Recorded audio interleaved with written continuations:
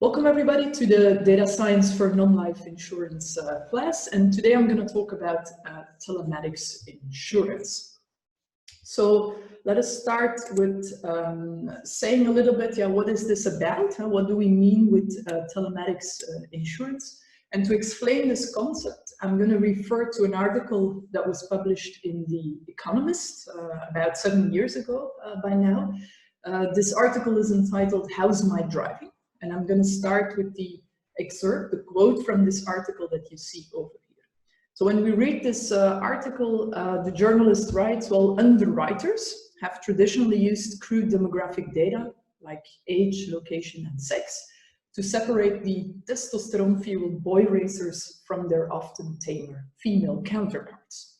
But now, by monitoring the customer's motoring habits, underwriters can increasingly distinguish between drivers who are safe on the road from those who merely seem safe on paper. Many think that telematics insurance will become the industry norm. So there's quite a lot in this quote that I want to use to get started, because of course, if you look at the first sentence and the statements highlighted in blue, so the use of demographic data to be used in insurance underwriting, so that means to give a quote, to give a tariff to somebody, in this case for a motor insurance policy. But what we've been doing in the course so far is indeed differentiating the price of a motor insurance product based on observable characteristics like your age, the postal code of the municipality where you're living. We didn't use gender, or we no longer use gender, because we know that with the EU, because of the EU gender regulation, the use of gender is no longer allowed to be, we cannot no longer classify or differentiate prices based on gender of the policyholders, right? So this is what we've been doing so far, using these crude demographic data. But what we will explain today is that what if we can monitor, so what if we can keep track of the motoring habits of our policyholders? Can we then also use that information to differentiate prices and to set up a pricing system that also takes these driving habit information and perhaps also driving style information into account?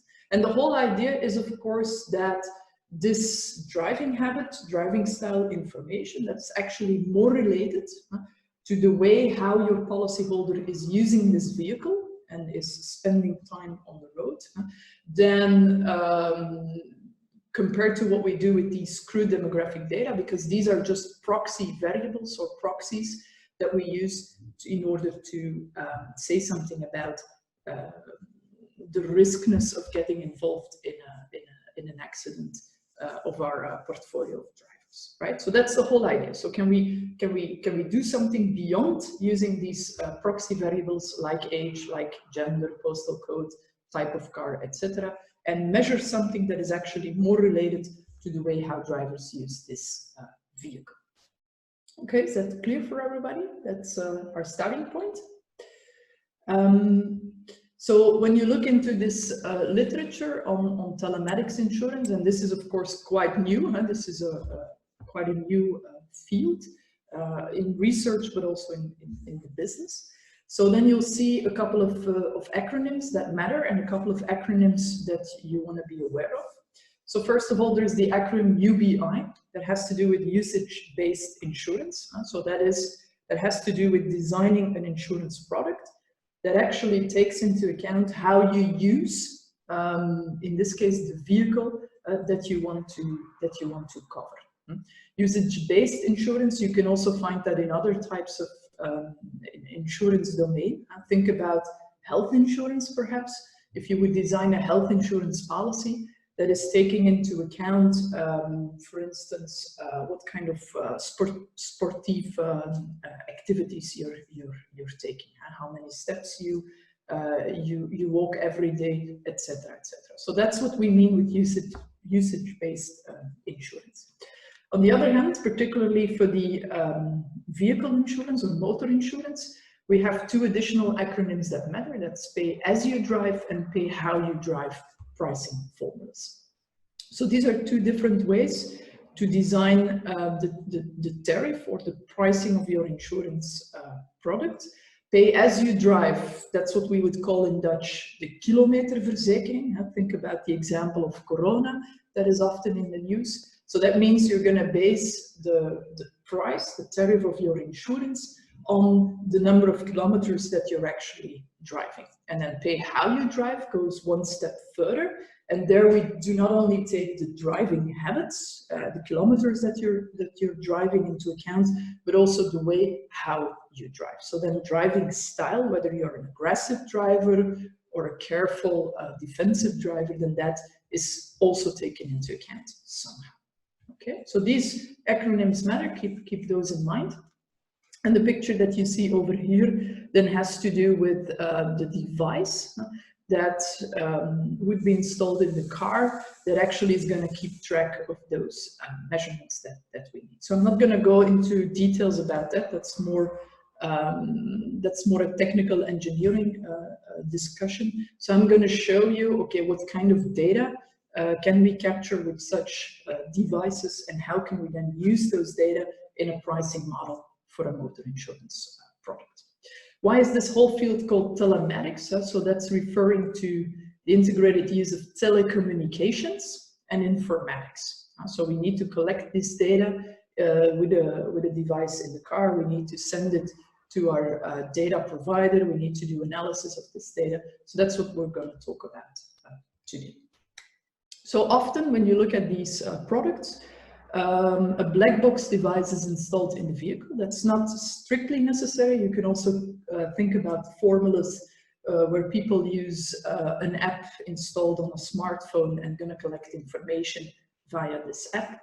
But the data that I'm going to show today and the data analytics that we're going to discuss today were collected with such a black box device installed in the vehicle. And of course, the advantage of that is that you cannot switch it off. In contrast to an app on a smartphone, you could turn that off. You could leave the smartphone at home and do not take it with you when you go on a trip. So here we have this black box device installed in the vehicle, right? So the whole idea is that we're going to monitor real driving behavior. And as such, we believe that we can go one step further compared to, as I already explained, the use of those proxy variables when setting up a tariffication plan for an insurance product. And these kind of products are very often targeted to young drivers. There are several reasons for that. You could say, okay, parents with an 18-year-old who has just obtained his or her driver's license, they feel a bit comfortable if they have, or if the son or the daughter is insured with such a product, because there is a bit of a monitoring process there. There might be also some feedback from the insurance company to the young policyholder, feedback on driving style, feedback on driving habits. So that's one advantage. Another advantage that you often find in the literature is that, of course, for young drivers, particularly young male drivers, insurance fees are often very high. And of course, if you could engage your client in sharing this kind of data with the insurance company, then you could give him or her a discount, and as such offer a more affordable product to the young driver. Yeah? It is of course important to keep in mind that such products, they already exist on the market, but of course the driver, the client, always has to give consent to the insurance company in order to collect, in order to allow the company to collect such data, to install the black box device in the car, etc., etc. Yeah. Okay. Is that okay for everybody? Any questions on this? So that's the field we're going to talk about today.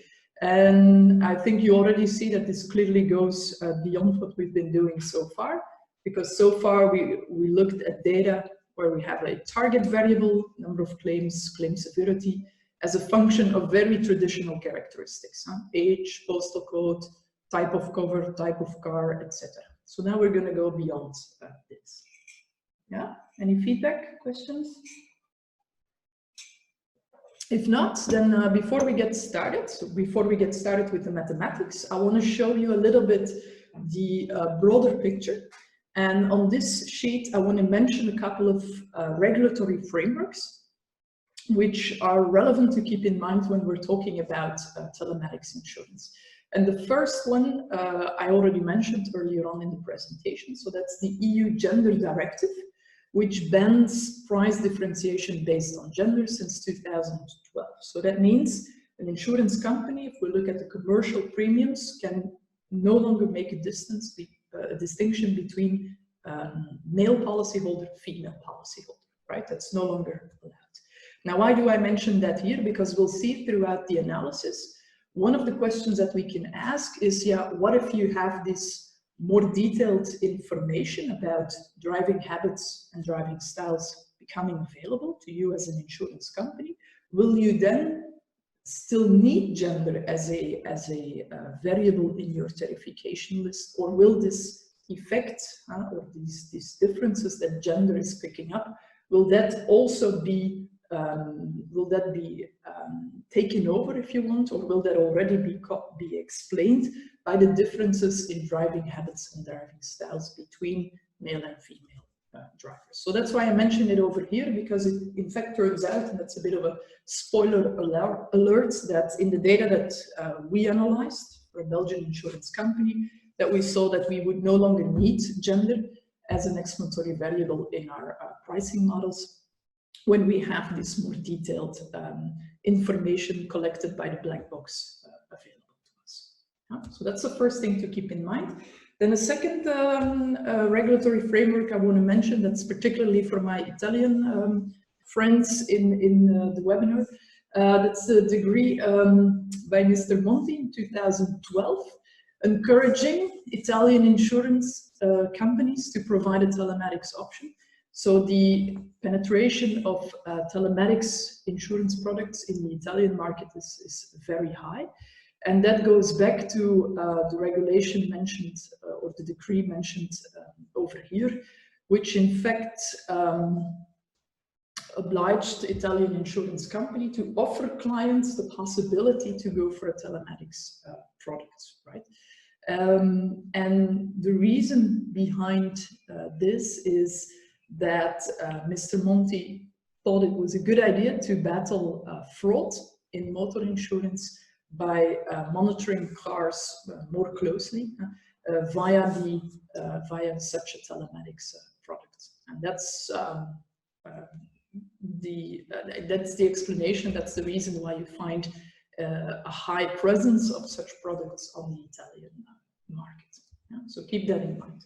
And then a more recent regulation is the e-call regulation. So the E, the small e, is for emergency.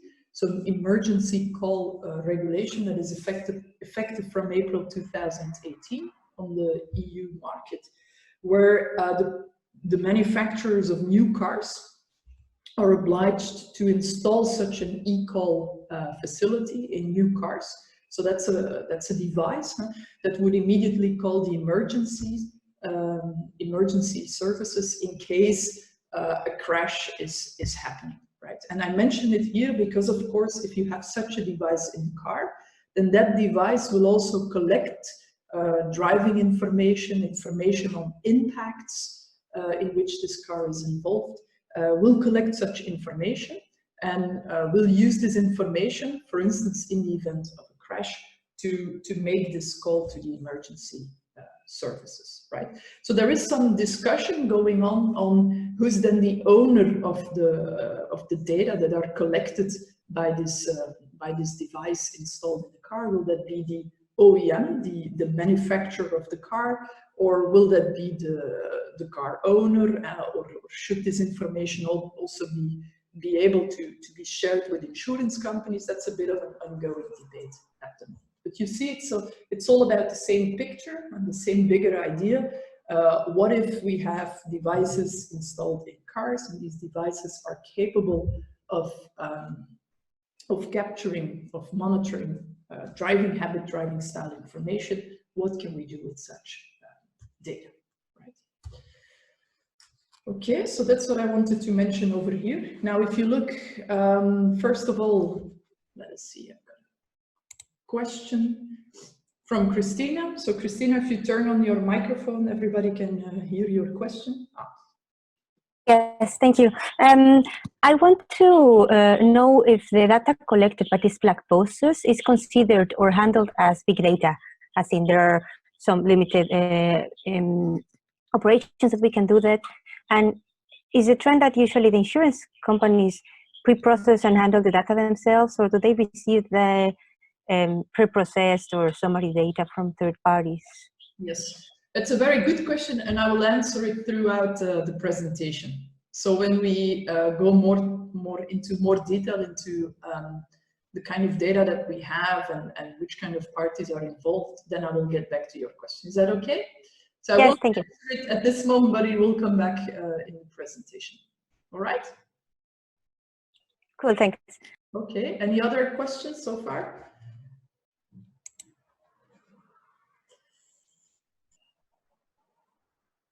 Yeah, so Said is also asking about whether the telematics collected data should be seen as a time series or longitudinal data. I will also come back to that, right? So for all the technical questions about how the data look like, just be a little bit patient, because we're really going to come to that, and we're going to see examples of how such data sets look like. Okay. Any other more general questions at the moment? If not, then I just want to point you to the reference that I have on this sheet number 5. These are references from the economics and the business literature. So what I mean with that is that this concept has also been studied by economists, by people thinking about how you should design such products, how you can engage interaction with your clients, as an insurance company when going for this type of products. So this is not particularly data analytics or actuarial science. These are other angles that I want to add to this perspective, right? So you find a couple of references here on the sheet, if you're interested in this perspective. So we have a first paper here on reducing information asymmetry with black boxes. Because of course there is an asymmetry between what the insurance company knows from the policyholder and what the policyholder knows about his or her own driving style. And of course, if you install such a device in the car and get more detailed information on driving styles and driving habits, then this information asymmetry would be reduced. So that's the first perspective. We could also think about possible positive externalities of telematics insurance products. So I refer, for instance, to a paper in the American Economic Review, and possible positive externalities that could be mentioned in this perspective are, of course, that you could encourage drivers to drive less. So less driving, which is better for the environment. You can encourage drivers with such products to drive in a more defensive way, so to be more careful on the road. So we're thinking about these kind of effects. Okay. And on the other hand, you could also think about, and we'll come back to that at the end of today's presentation, you could think about, yeah, if you want to set up a telematics insurance product as an insurance company, you think about how to design such a product. Then one of the good points here is that the use of such data on driving habits and driving styles can help you as an insurance company to engage more with your client. So to enhance the customer experience by providing feedback on driving behavior, by installing a system of gamification via the usage-based insurance product that you design. So this is often mentioned as an advantage of a telematics product, because of course, if you look at a classic insurance, motor insurance product, then the interaction between the insurance company and the policyholder is only, let's say, once a year, when the policy has to be renewed. And then if nothing happens, so if you're not involved in any accidents, you won't interact with your insurance company anymore until you have to renew the policy once again. So that's often mentioned as a drawback because especially the millennial generation likes to interact a lot, likes these elements of gamification in product design and so on. And the use of telematics and the possibility that by looking at the driving styles, driving behavior, you can also give feedback to your clients. You can encourage your client to adapt driving style or to drive less or whatever, right? Or to reward the client based on performance so far. That's very often mentioned as a way to enhance customer experience, to engage more with the clients, right? So these are all interesting angles and perspectives to keep in mind. The last reference is a paper that gives us an overview of different examples of UBI solutions implemented worldwide. So that's more from the commercial and the business point of view. My perspective today, of course, will be on the data analytic settings, right? So that's this is additional literature that you can dive into if you are more interested in these perspectives. Okay. Good. So here we are.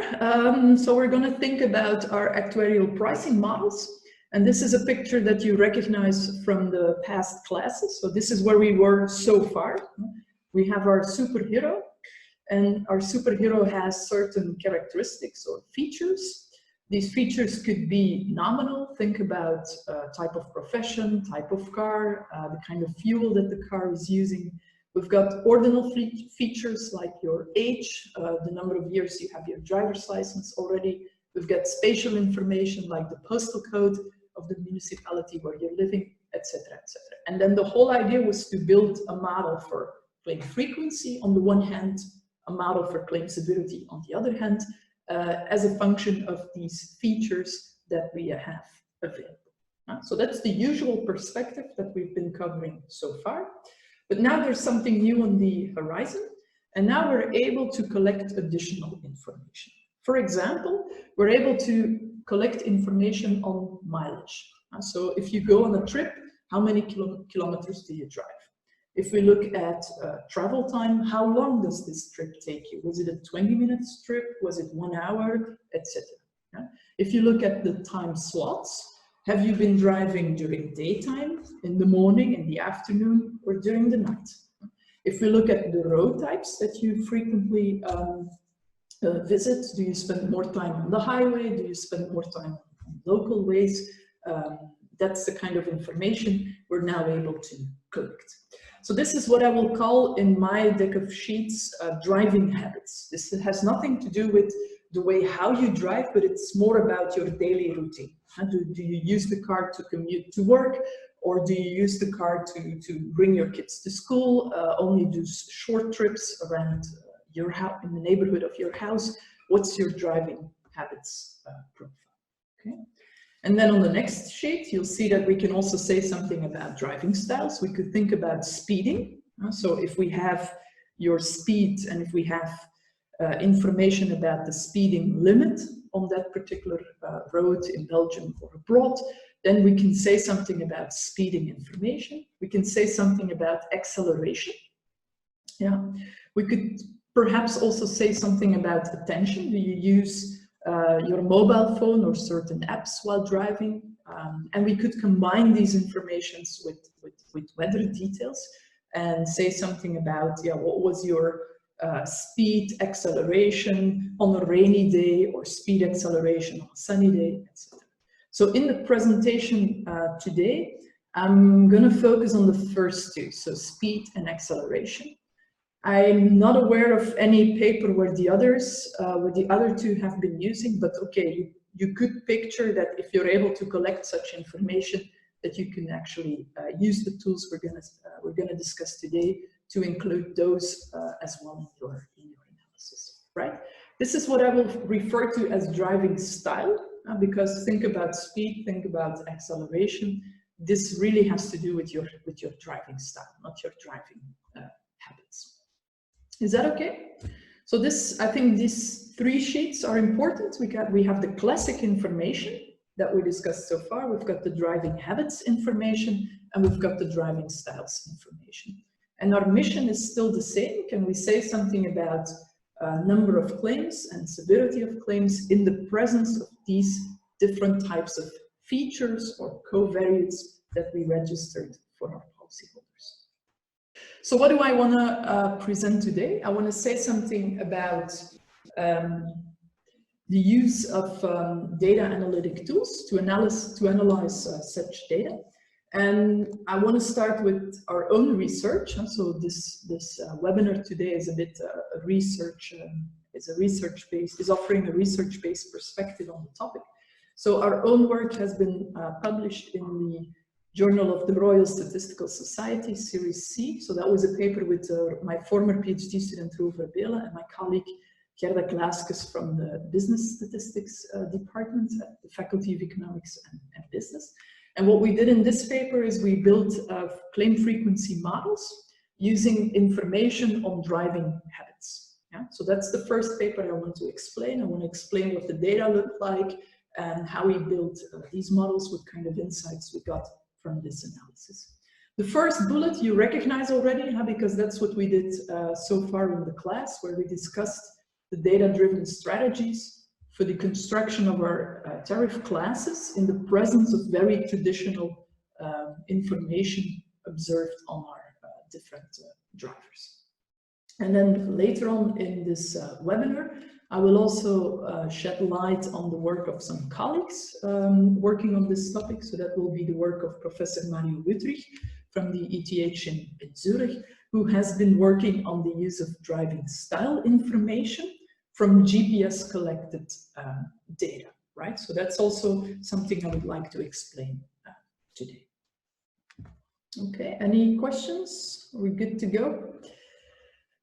Right, so we're going to start with the driving habits, and we're going to focus on claim frequency models.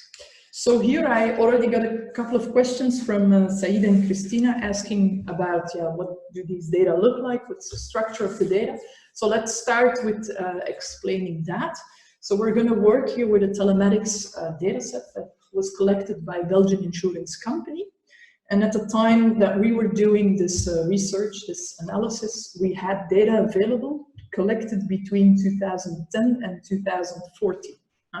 Right now, Roel Henkaerts is working on an update of this study, an update and an extension. So right now we're also analyzing the more recent data that were collected within this insurance product. So we're going to look at a Belgian MTPL product. So MTPL is for motor third-party liability. So that's the aansprakelijkheidsverzekering.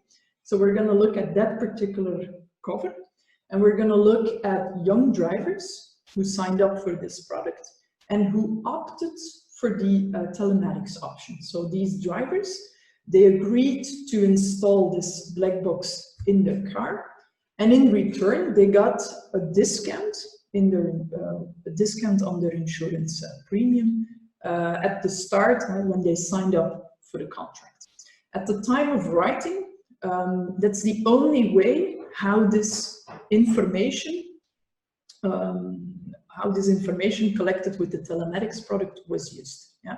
So we call it a telematics product, but in reality, the implication for the driver here is just that he gets or she gets a discount when signing up for this contract. The actual price at that moment of the study was not depending on the driving habits or the driving style information. At the end of my presentation, I will show you how this product evolved and how there is a product now on the market that is actually using the driving habits and the driving style information to adjust prices or to differentiate prices between drivers. So if you think about how did we get those data? Well, we received the data as a CSV file every day. So that means in this observation window that we're considering from 2010 to 2004, 14, sorry, every day, the insurance company received a CSV file with, in that CSV file, information collected for the young drivers signing up for the telematics insurance product. And this CSV file listed every day the following information for these drivers. How many trips did they make? How many kilometers did they travel in total?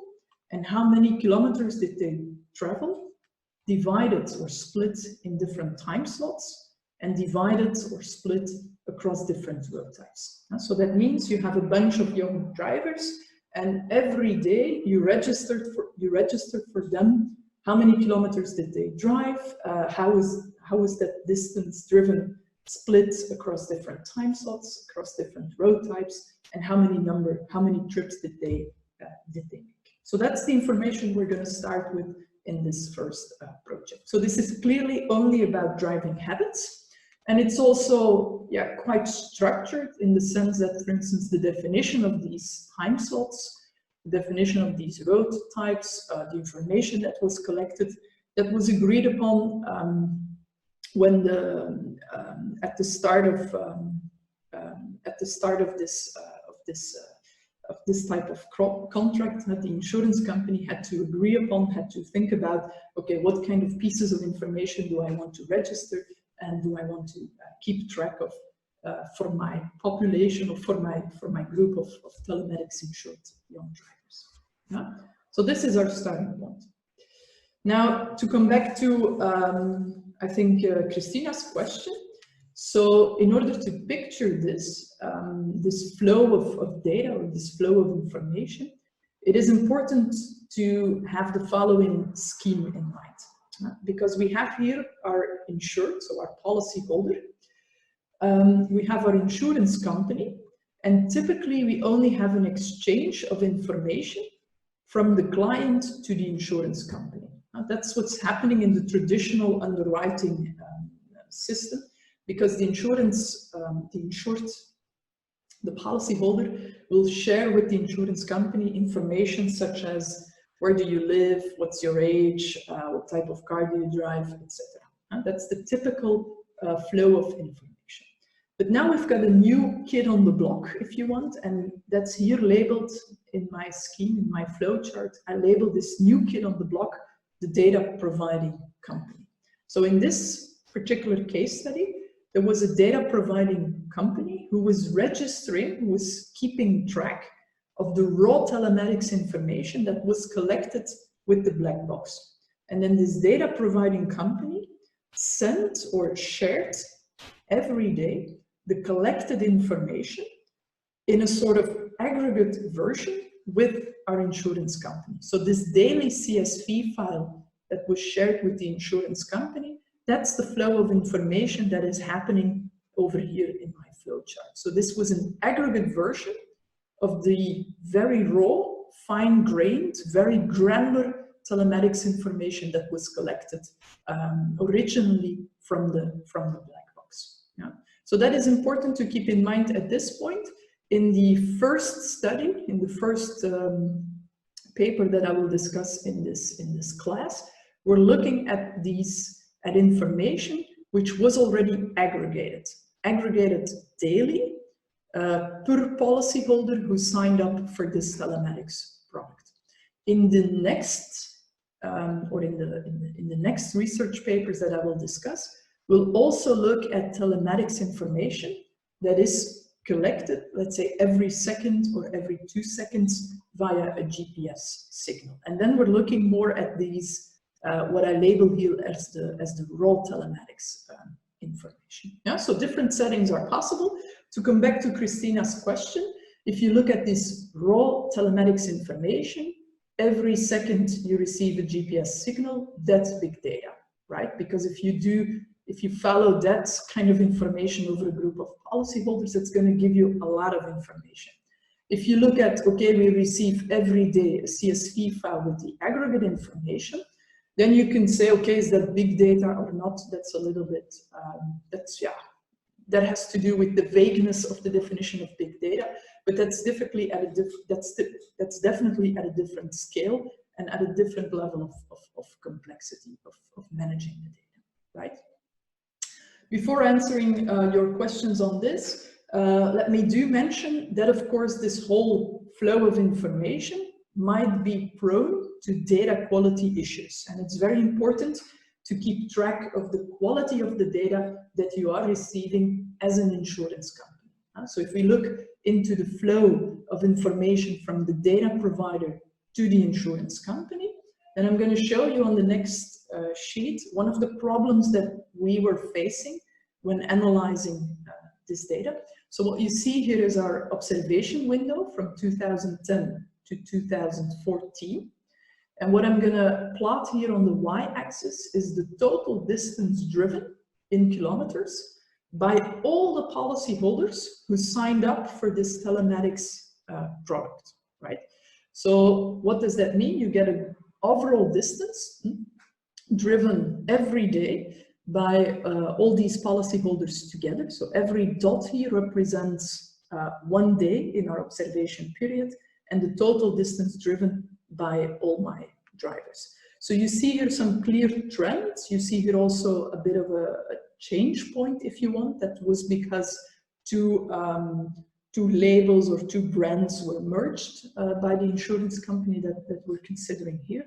But I do want to show you this graph because at a certain point, and that was a period of around 30 days, at the end of 2013, beginning of 2014, where we registered during a certain time period, we registered also that according to the files received, 0 kilometers were driven by our total group. Now that is of course impossible, and that's clearly a measurement error or an error in the transmission of information from the data provider to the insurance company. So it's very important to keep track of such possible problems that might pop up. So here we excluded this period of about 30 days. You can find the details in our research paper. We just excluded that from our analysis. So that means we're going to exclude the information collected with the telematics, with the black box device during this period, but we're also going to exclude any claims that happened in this particular time window. So we're just going to cut it out of our analysis. But it's very important to keep track of such issues, monitoring the data that come in very closely to detect any possible problems with the data quality as soon as possible.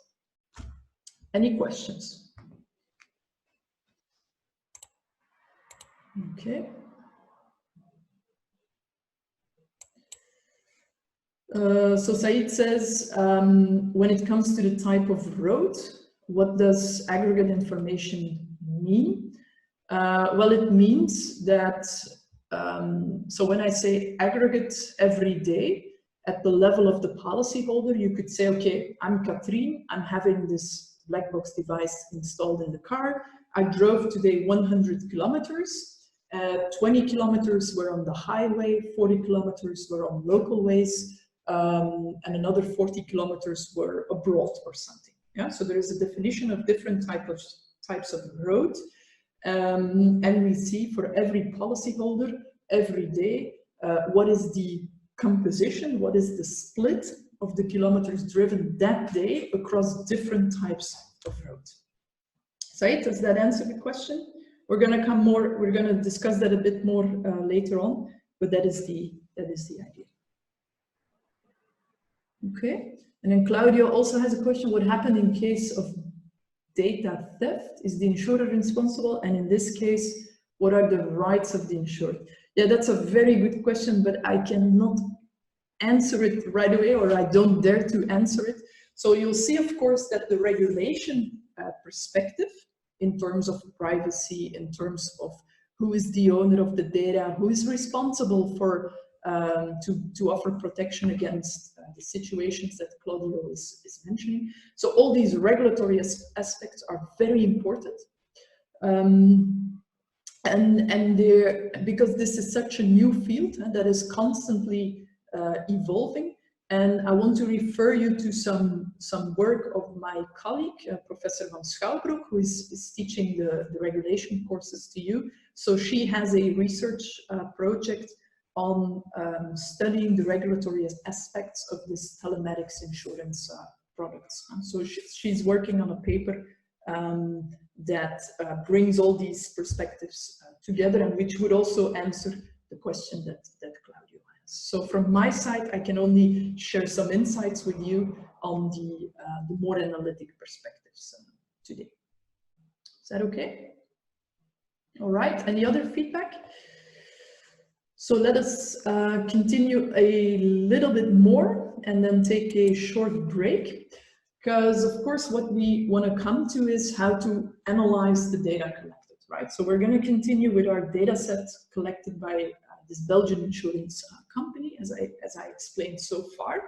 So what we did in our paper is we're going to merge the telematics collected data with the more traditional policy and policyholder information. And that was information related to the type of policy. So when did this insurance contract start? When did it end? Was it suspended for a while or not? So when was the active period of insurance coverage within this contract? Did my client sign up for a material damage cover or not, next to the MTPL cover that we are studying? What were the characteristics of my policyholder in terms of his or her age, driving experience, gender, level occupied in the bonus-malus scale, postal code in Belgium, and what kind of information do I have available on the vehicle in the terms of what is the age of this vehicle, what is the power of the vehicle, what type of fuel is it using? Yeah? So this is more traditional information. These are all things that we've been studying so far in our course. Right? So we have that information available at the level of the policyholder, and we can register this information for each client over time. So whenever there are changes, changes in terms of you become a year older, or you change car, or you move or something, that will be registered in our data. Yeah? So we have this information for policy number and policy period. So that comes back to one of Said's questions earlier on. So there is a longitudinal perspective in this data set, because we follow our clients over a period of up to 4 years, because we start in 2010 and we go to the end of 2014. So if the client stays with this company over 4 years, then we have this longitudinal perspective of our, or the longitudinal data being registered for our clients. Okay. Now, it is important to reflect about what is our definition of a policy period. Yeah? So we're going to say here in the study that a policy period is between 1 month, that's the minimum, and 1 year, that's our maximum, during which our insurance coverage holds and during which our self-reported risk factors do not change. So what do I mean with these self-reported risk factors? These are the ones listed above, right? So what is important here is that you should picture this data set as having one record per policyholder per policy period, right?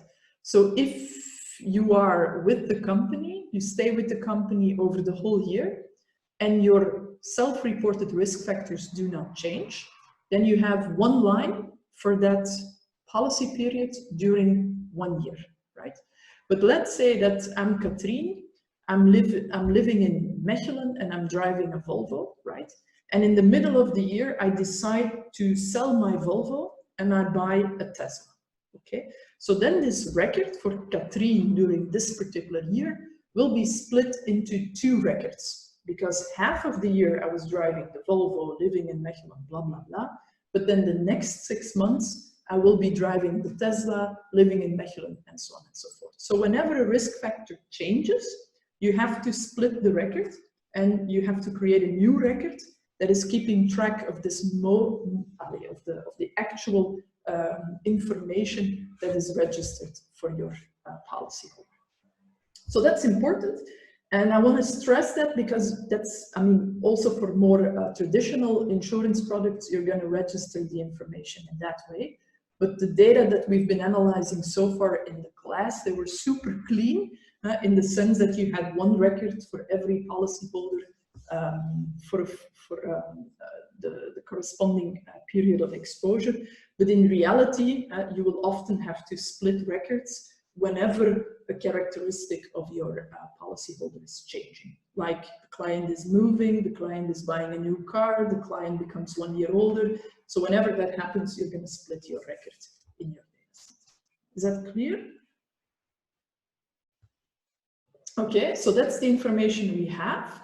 And now we're going to look at the number of claims. So the claim counts or the claim severity, the claim frequency of the MTPL claims at fault, right? So this is the target variable that we're going to model in our study. It's the MTPL claims at fault. Why do we pick this one? Because that's the one that is most exciting to look into, because that's the one where you think that risk factors will really help you to build a predictive model to explain the differences in the number of claims registered across different types of drivers, right? So we're going to do a claim frequency model, and our target variable will be the MTPL claims at fault. Of course, you could repeat the analysis. You could look at different types of covers. You could look at claim severity instead of claim frequency. All of that is possible. You can use the techniques we're going to discuss today for that. But we do believe that we get most insights from looking at the claim frequency and from looking at the MTPL claims at fault. Okay. So during each of these policy periods, you have the self-reported information, and you've got as the target variable the number of claims at fault that were registered or that correspond to this particular policy period. And now we're going to merge these information with the telematics information, right? So we've got our telematics information on driving habits, and we're going to merge our telematics information with this traditional policyholder information. So that means that for every policyholder and for every policy period, we're now also going to register how many kilometers did you drive during this period, how was that distance driven split across road types, across time slots, how many trips did you make during this period, and so on and so forth. And how can we get this telematics information? Well, of course, by aggregating the information collected every day. We're going to aggregate it until the level of having a policyholder during a specific policy period. So to come back to Christina's question, we're actually going here from having one data set every day to creating a not so large data set where we have the policyholders during policy periods, where we have their corresponding classic information and also their telematics driving habit information collected, aggregated at the level of the policy period, right? So that's how we approach this analysis. So in the end, we've got a data set. As I said, it's not such a big data set. It's a data set of 33,000 something observations, where we follow 10,500 approximately unique policyholders over this 4-year period of time. We have a total of about 1,500 MTPL claims at fault. We have a total of about 300 million kilometers driven by this group of policyholders, corresponding to a total exposure of about 17,600 years. So that's their total exposure, right? And now you see here two measures of what is then the empirical claim frequency. So you could say, well, I can then look at the empirical mean claim frequency per unit of time or per kilometers driven, because now I have two ways to express my exposure to risk. I can express my exposure to risk as we used to do so far in terms of time. So then you'll see I have a claim frequency of 0.08 claims per insured year, so that's per unit of time. Or I could say I can look at the claims reported and I can consider them, I can express them per 10,000 kilometers driven, for instance. So this would be an exposure to risk that is a distance-based measure. On this side, I've got my exposure to risk, or I got my claim frequency, which I will express per unit of time, right? So reflecting upon what is the best measure or the best way to express exposure to risk, that was one of the goals of our study. So that's one of the things we're gonna look into. Okay. Questions about this?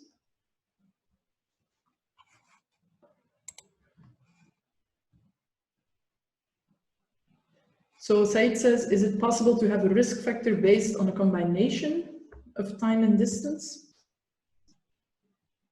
Not sure if I understand that well, because of course the risk factors that we're thinking here about, they either have to do with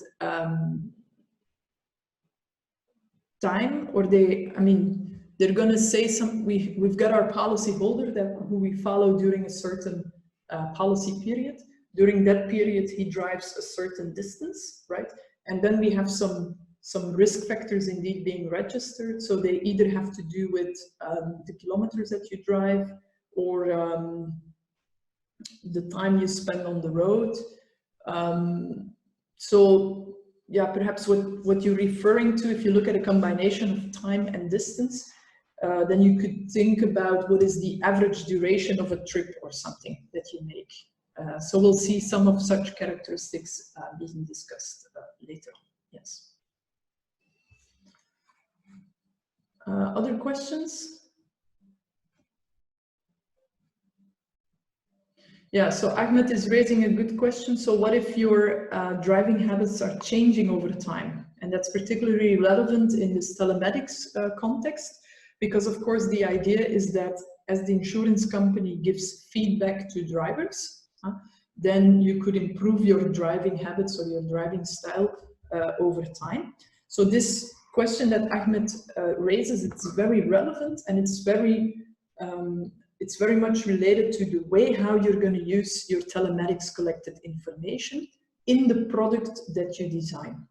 So what I'm presenting here is it's a bit of a traditional way to use the telematics collected data into a risk analysis, because I say I'm aggregating my data set up to the level of one policyholder during one policy period. And I'm going to look at, okay, during this period, how many claims did you register? How much did you drive, etc. But at the end of the presentation, I'm going to go more into the perspective of, yeah, what if you want to use this kind of data when designing a product, and what kind of perspectives could you take? And then we're going to discuss an article that offers us different ways to use this telematics information. And you could, for instance, to come back to your question, Ahmed, you could, for instance, monitor your drivers during, let's say, a period of 2 months, so a very short period, and then use that information to say something about their insurance tariff on a very, just by monitoring them for a very short time, you're going to collect their information and you're going to offer them a product. Whereas here I'm taking a more traditional perspective where I follow them over a longer period and first want to get insights from what this data will learn me. But of course, if you do that on a more adaptive basis, so if you monitor them for a short time, adapt their premium and so on and so forth, then you're going to more, then you're working more on an adaptive way, and you will be able to adjust your premiums more quickly based on the driving habits and styles that you observe on a short period of time. Does that help? Okay, so I suggest we take a break of 10 minutes and then I will continue with explaining what we did with this kind of data. So I'm going to start again at 10 past 10 to continue with the course. Yeah? And meanwhile, if you have additional questions, do not hesitate to leave them in the chat so that I can cover them right away. Okay? another question from Bizat, saying if we have this kind of data available, can we train a more machine learning based model, for instance, using neural networks to predict different targets, different risks? Well, of course, that's clear. When we have the data available and you understand the structure of the data, then we could train, of course, whatever kind of machine learning model makes sense. So that is possible. I will first show you what we did with GLMs and with GAMs, and what the advantages are of using an interpretable predictive model for this kind of data. But when we go towards the end of today's presentation, I will also mention some work where people have been using autoencoders, neural networks to classify different types of drivers, and you could take with this type of information, you could design whichever kind of supervised or unsupervised learning method you would like to use. So we'll come to that, and we're also going to see this kind of techniques in the next sessions to be discussed. Okay. So to continue, I will start again at sheet 17. So what we did before the break is we explained the kind of data that were collected. And if we now look at the telematics data that I want to analyze at this point. So recall that these data are structured per policyholder and per policy period. Monitoring the number of claims, MTPL claims at fault, registered during this period.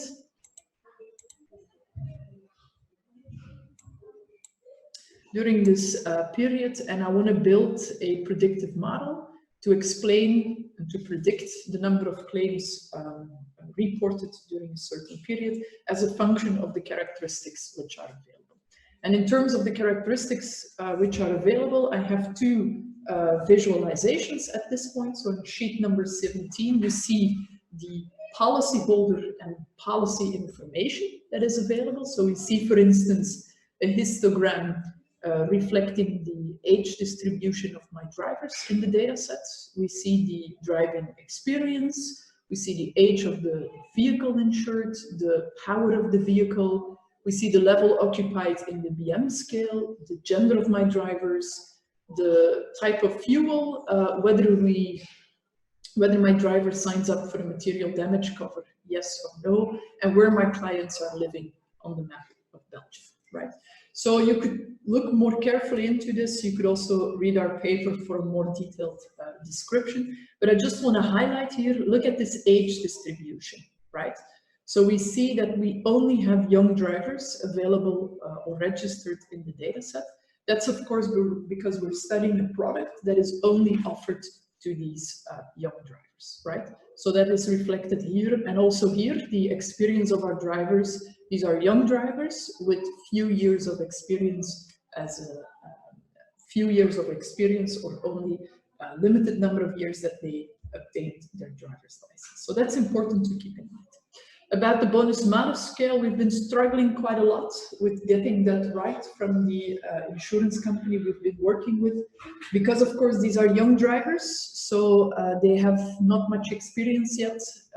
Their bonus-malus levels are not so stable yet, if you want, but we saw also that this bonus-malus level is often used from a commercial perspective. So for instance, if your parents were clients with this insurance company, then the insurance company would offer you, or your broker would offer you, a good level on the scale, etc., etc. So this is not so predictive or not so interesting to be used here, because we could say it is often there is some noise here by the way how these bonus-malus scales are used within the company as a commercial tool in offering price reductions.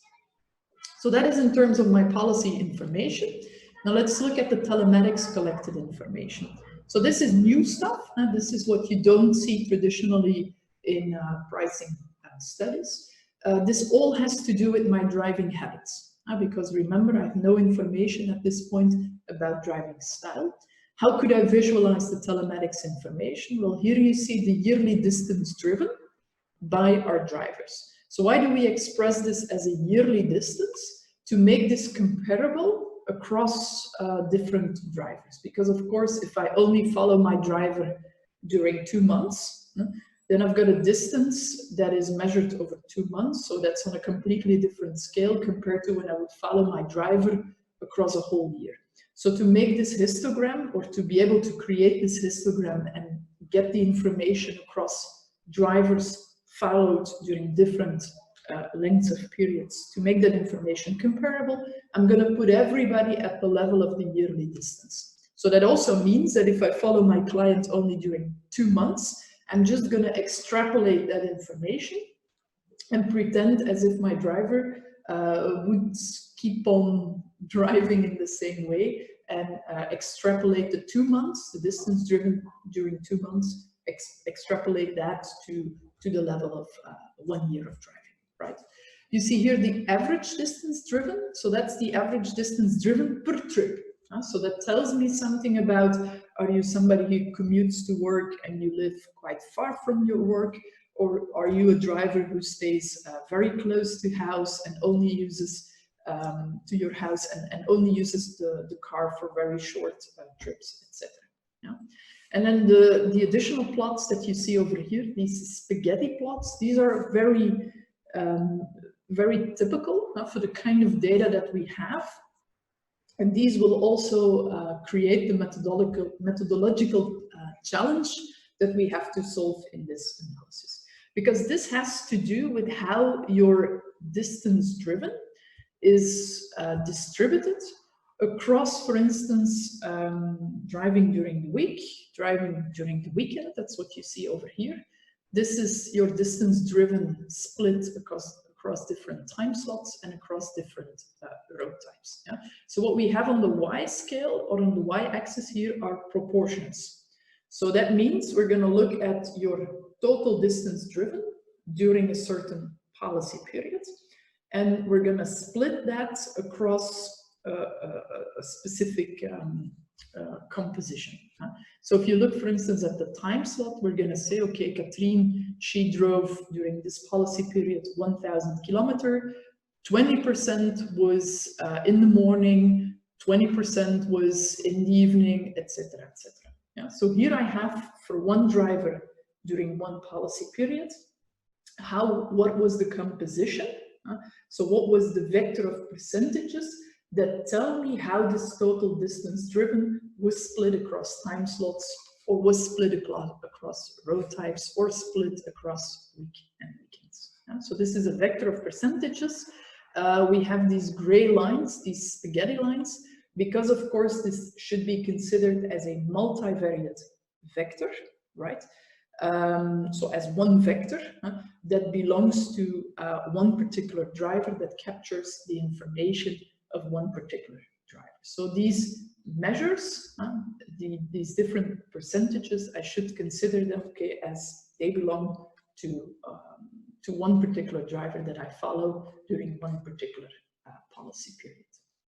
So how are then the box plots created? That is, if I just put these percentages for all the records in my data set, if I would picture that percentage, then I would get the box plot that you see over here. But it's very important to connect the dots, to connect the percentages for one particular driver during one particular policy period.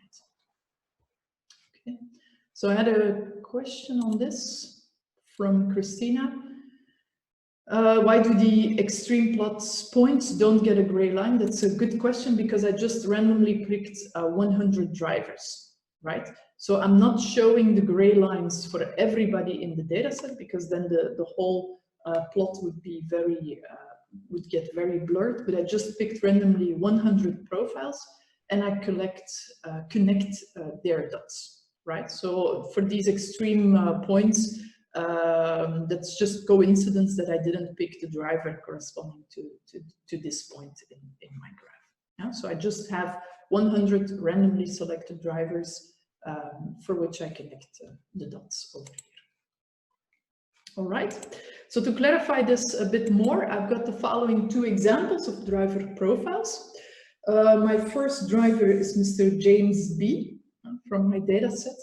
So James drives, let's say, 100,000 kilometers during 1 year, and his road type composition is like this. So this is then the kind of data that we're looking at. He drives 15,000 kilometers, and I have to go back. So the road type is urban areas, other motorways, and abroad.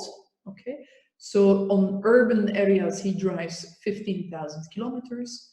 On other ways, he drives 15,000 kilometers. On the highway, he spends 15,000 kilometers. And he often has to go abroad for special missions and drives 20,000 kilometers abroad. Yeah? So the vector of percentages that I would get for Mr. James B would then be 15%, 15%, 50%, and 20%.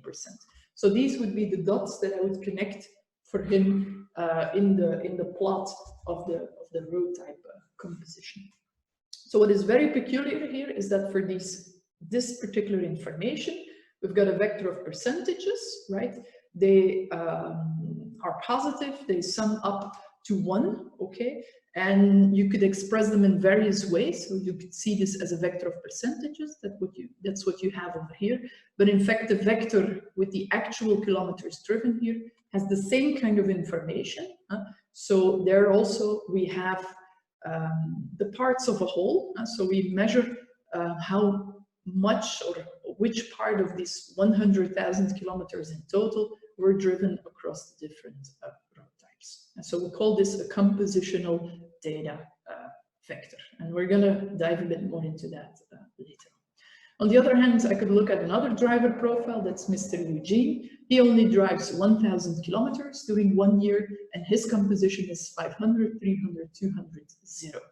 So what is important here is the 0. He drives 0 kilometers abroad, and you could perfectly imagine a driver who does that. But I want to stress that here because it will, that's the presence of 0 will pose some methodological challenges later on when we want to include this compositional data vector into our predictive models. But I'm gonna explain that further. Does this make sense? So this is the way how you should look into this information. And I've got this for road types, but I've got this for weekend. I can also get this for the time slots. These are the different pieces of information that I want to use. Okay, questions on this? Is that clear? Good. So now, of course, we want to design different types of models.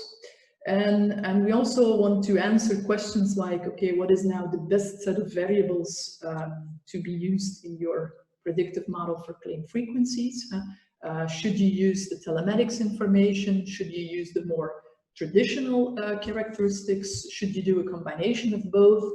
Which kind of exposure to risk should you use? Should it be time-based or should it be meter-based? So in order to answer these kind of questions, what we do in our research paper is we design 4 different models. And this flow chart that you see over here pictures the different models that we're going to look at.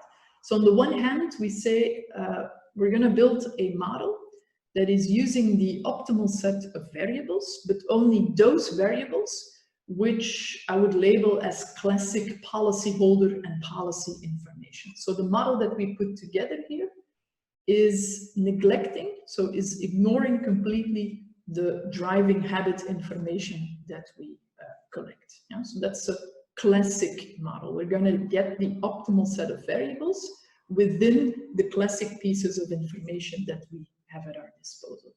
And on the other hand, on the other extreme, we're also going to design a model, a pricing model or a claim frequency model in this case, that is using only telematics collected information. So the model that we're going to construct in this block is ignoring gender of the driver, age of the driver, all this traditional information, right? So, and we want to see, okay, which of these models is going to perform best. But these are, of course, two extreme points of view. On the one hand, I completely ignore the telematics information, and on the other hand, I completely ignore the traditional drivers information.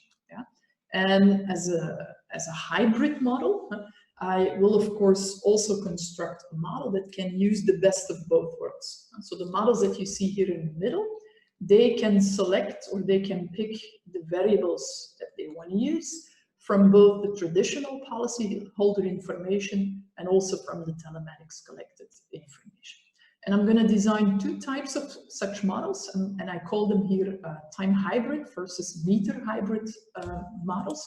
And that has to do with what kind of exposure to risk measure are my models using. So in the time hybrid strategy, I'm going to use exposure to risk, or I'm going to express exposure to risk in terms of time. So as it is done in the traditional way, so which fraction of the year are you covered by this insurance contract? And here in the meter hybrid strategy, I will express exposure to risk as distance driven. Yeah. So what you see here is that meter hybrid and the telematics, purely telematics model, they are going to use, or they are going to design a meter-based rating system, because they're going to express exposure to risk as in terms of the distance driven by my policyholder. And then these two models, the classic model and the time hybrid model, they're going to design a time-based rating, because they're going to use as exposure to risk the duration of my policy and the duration of coverage offered by my insurance contract, right? Does that make sense? So we're going to design 4 models. We're going to select for each model the optimal set of variables to be used, and then we're going to compare the predictive performance of these different models. And as such, we're going to try to answer the question, okay, does it matter? Is it an interesting idea? Is it relevant to use this telematics information, or can we better stick with the traditional way of building predictive models for claim frequencies? So that's the reason why we developed these 4 models, and why we're going to compare the predictive performance of these 4 models in terms of how well are they capable of predicting these claims reported by our policyholders. Any questions on that? Feel free to interrupt as well. So if you don't want to type your question in the chat, just go ahead and ask the question via your microphone.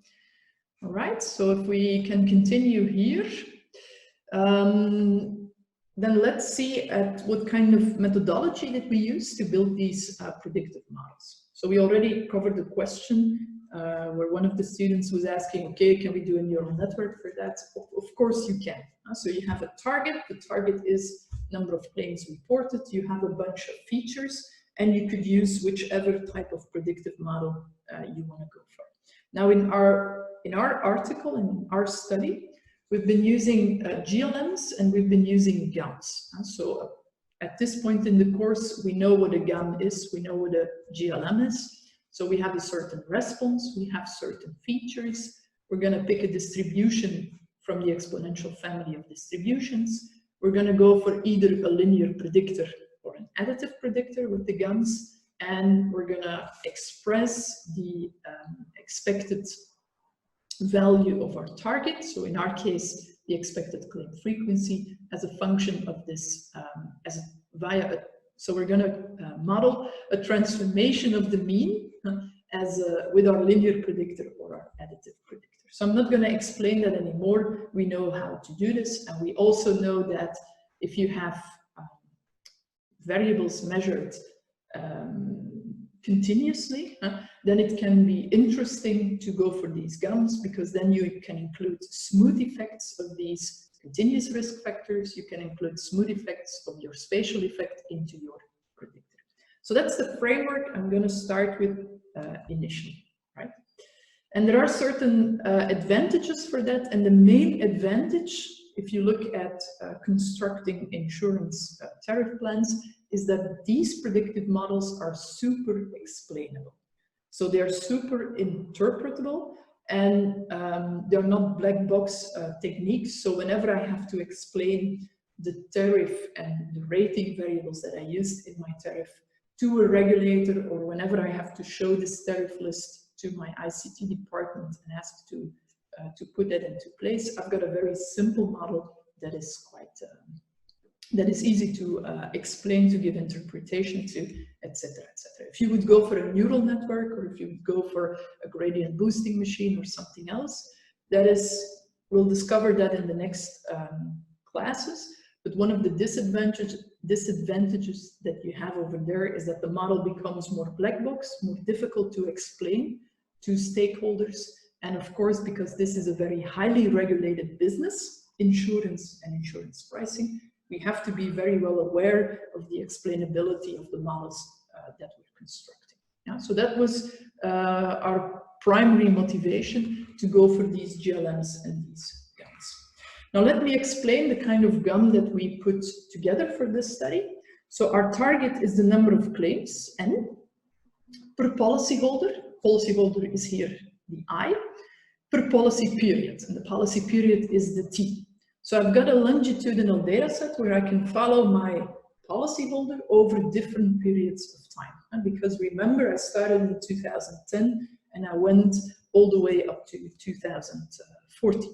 Okay, I'm going to model a Poisson distribution for the number of claims, and I'm going to structure the mean of this Poisson distribution as the exponential function evaluated in a predictor that I call here eta. And this predictor is composed, constructed as follows. So we've got an offset term. So the offset that has to do with our exposure to risk. So this could be kilometers driven, but this could also be the duration of my policy period. I've got some categorical risk factors, think gender, think whether you signed up for a material damage cover or not.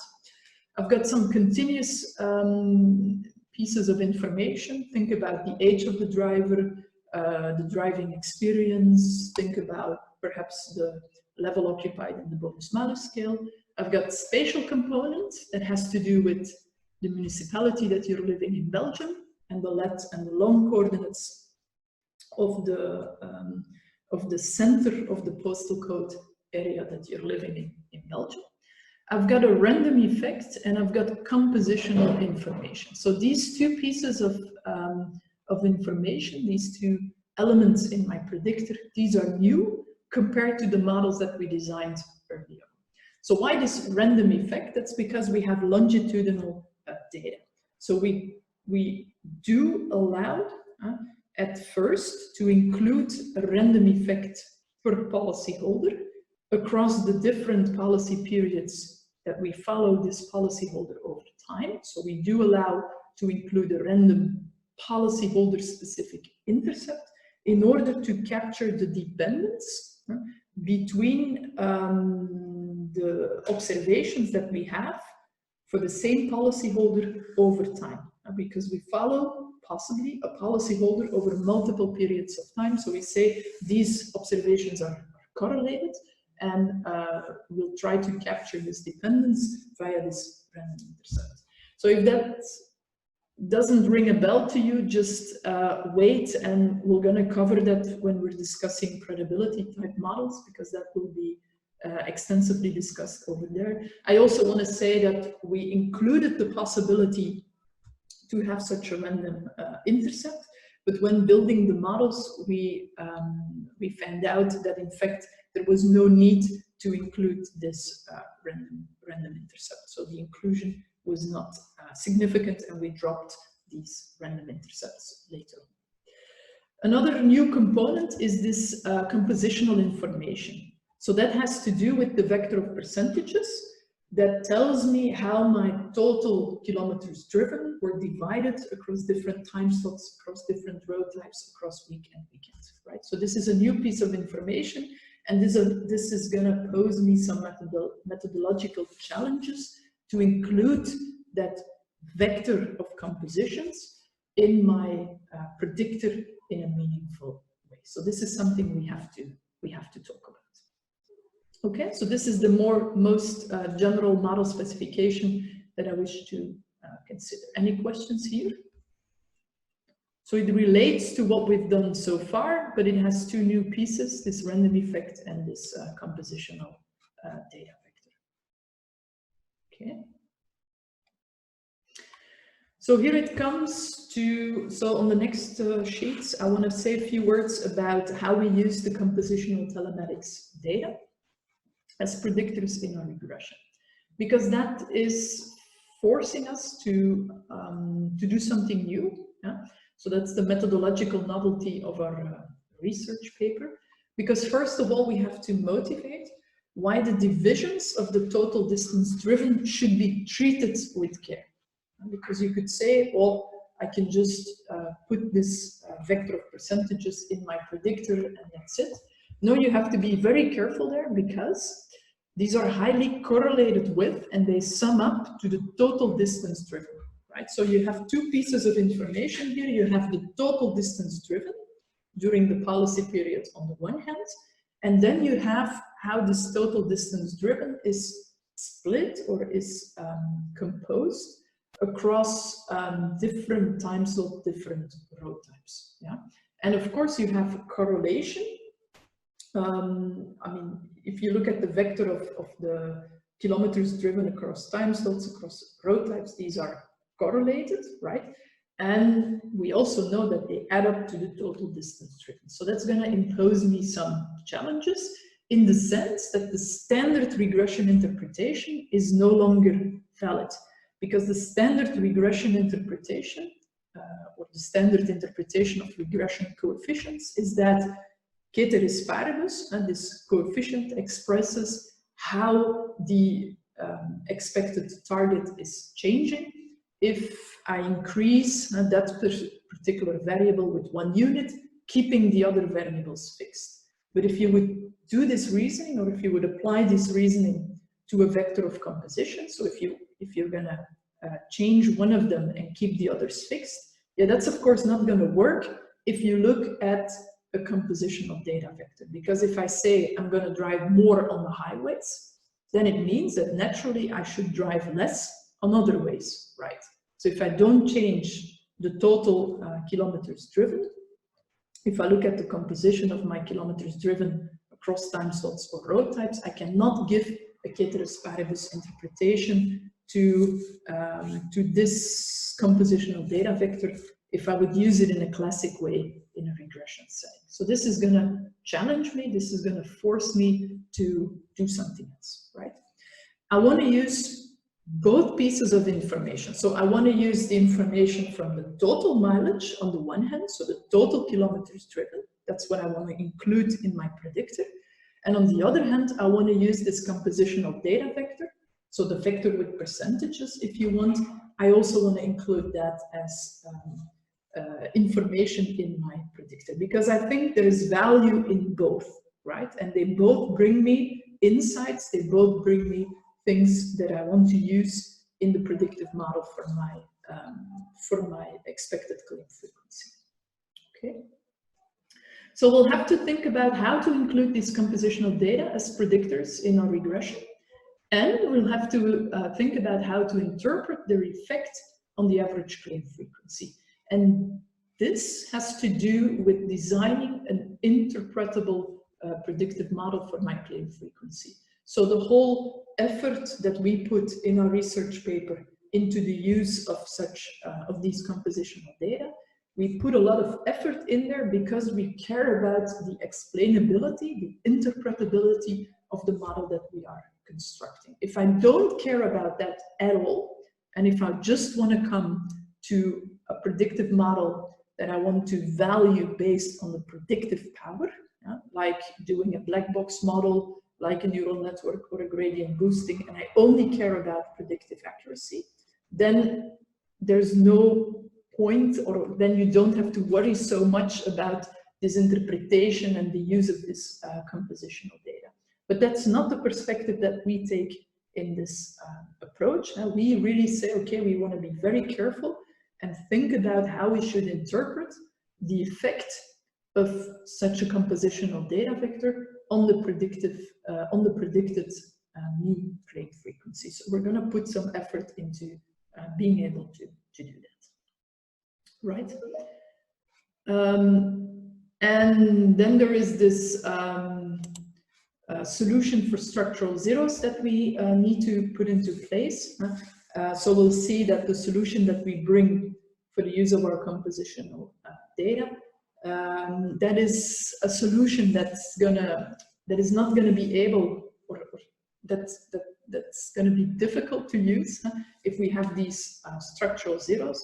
Structural zeros means, what if you really drove 0 kilometers in a particular time slot or on a particular road type? For instance, 0 kilometers driven abroad, that's something that frequently occurs in our data set.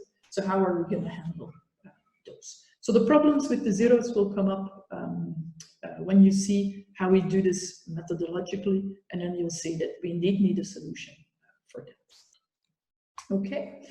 So now on the next sheets, you'll get some very complicated formulas. So I'm not going to talk about them in much detail, because that would require me to do one additional session on telematics information. But I just want to give you a bit of the flavor of the solution that we constructed, right? Essentially, what we did is we looked into the literature on compositional data. And now what are compositional data? Well, compositional data are real valued vectors, X, with D entries, with D strictly positive components, which describe the parts of a whole and which carry only relative information, right? So you have to see this compositional data vector, for instance, as the kilometers driven by Mr. James Bond on different road types, right? And then we had this, I don't remember, 15,000, 50,000, 20,000, and so on. So that is an example of a compositional data vector. And if you would take the actual kilometers driven per road type, and you divide that by the total kilometers driven, so if you would take each entry X in the vector, and you divide by the sum of all the entries in the vector, then you have another representation of your compositional data vector, and that is a representation where you have a vector of percentages that sum to 1, right? So compositions can be thought of as equivalence classes with a unit sum representative that is given by the so-called closure of our vector. So the point here is that the vector 15,000, 15,000, 50,000, and then 20,000 is equivalent to the vector of percentages that expresses the composition of my kilometers driven as percentages summing up to 1, right? So I've got the definition of what a compositional data vector is.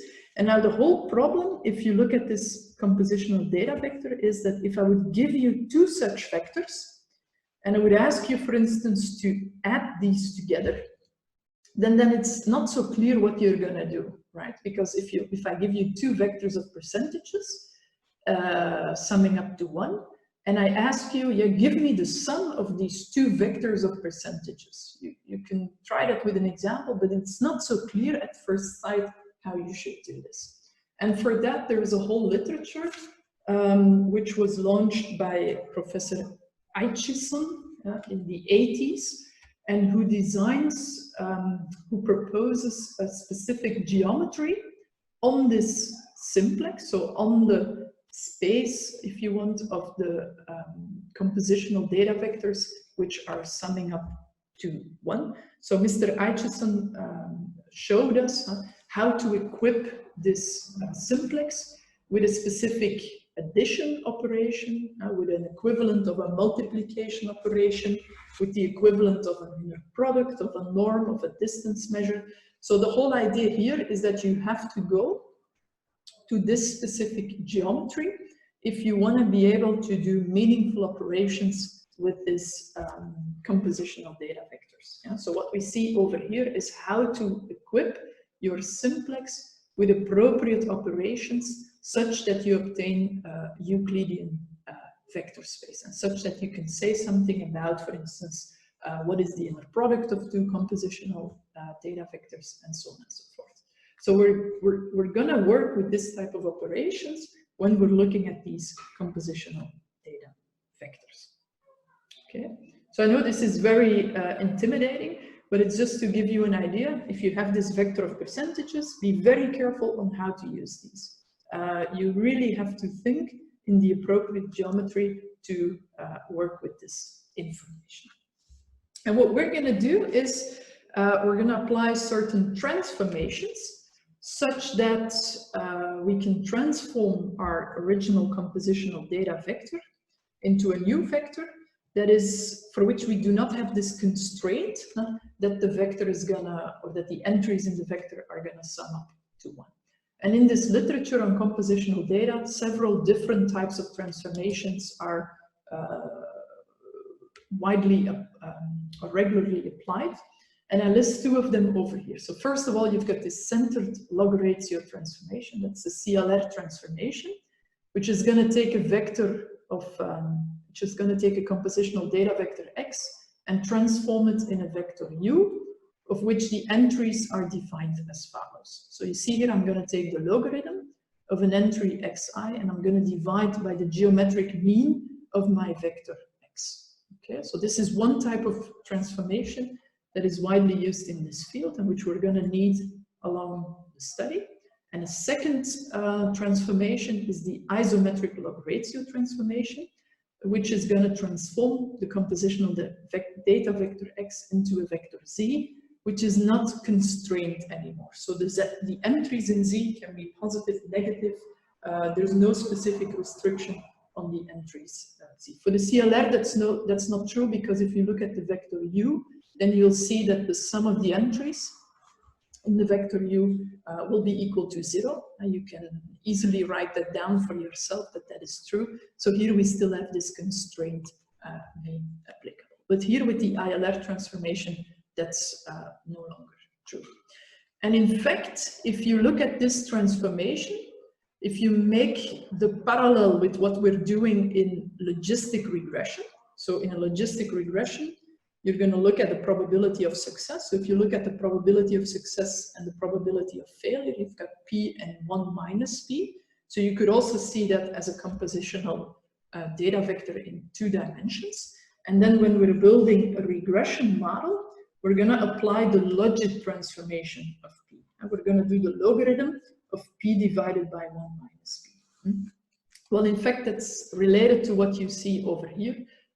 So this logit transformation, that's going to be proportional to the ILR transformation that is explained over here. So if D is equal to 2, then we're in fact very used to this kind of transformation, because that's what we do in logistic regression as well. Okay.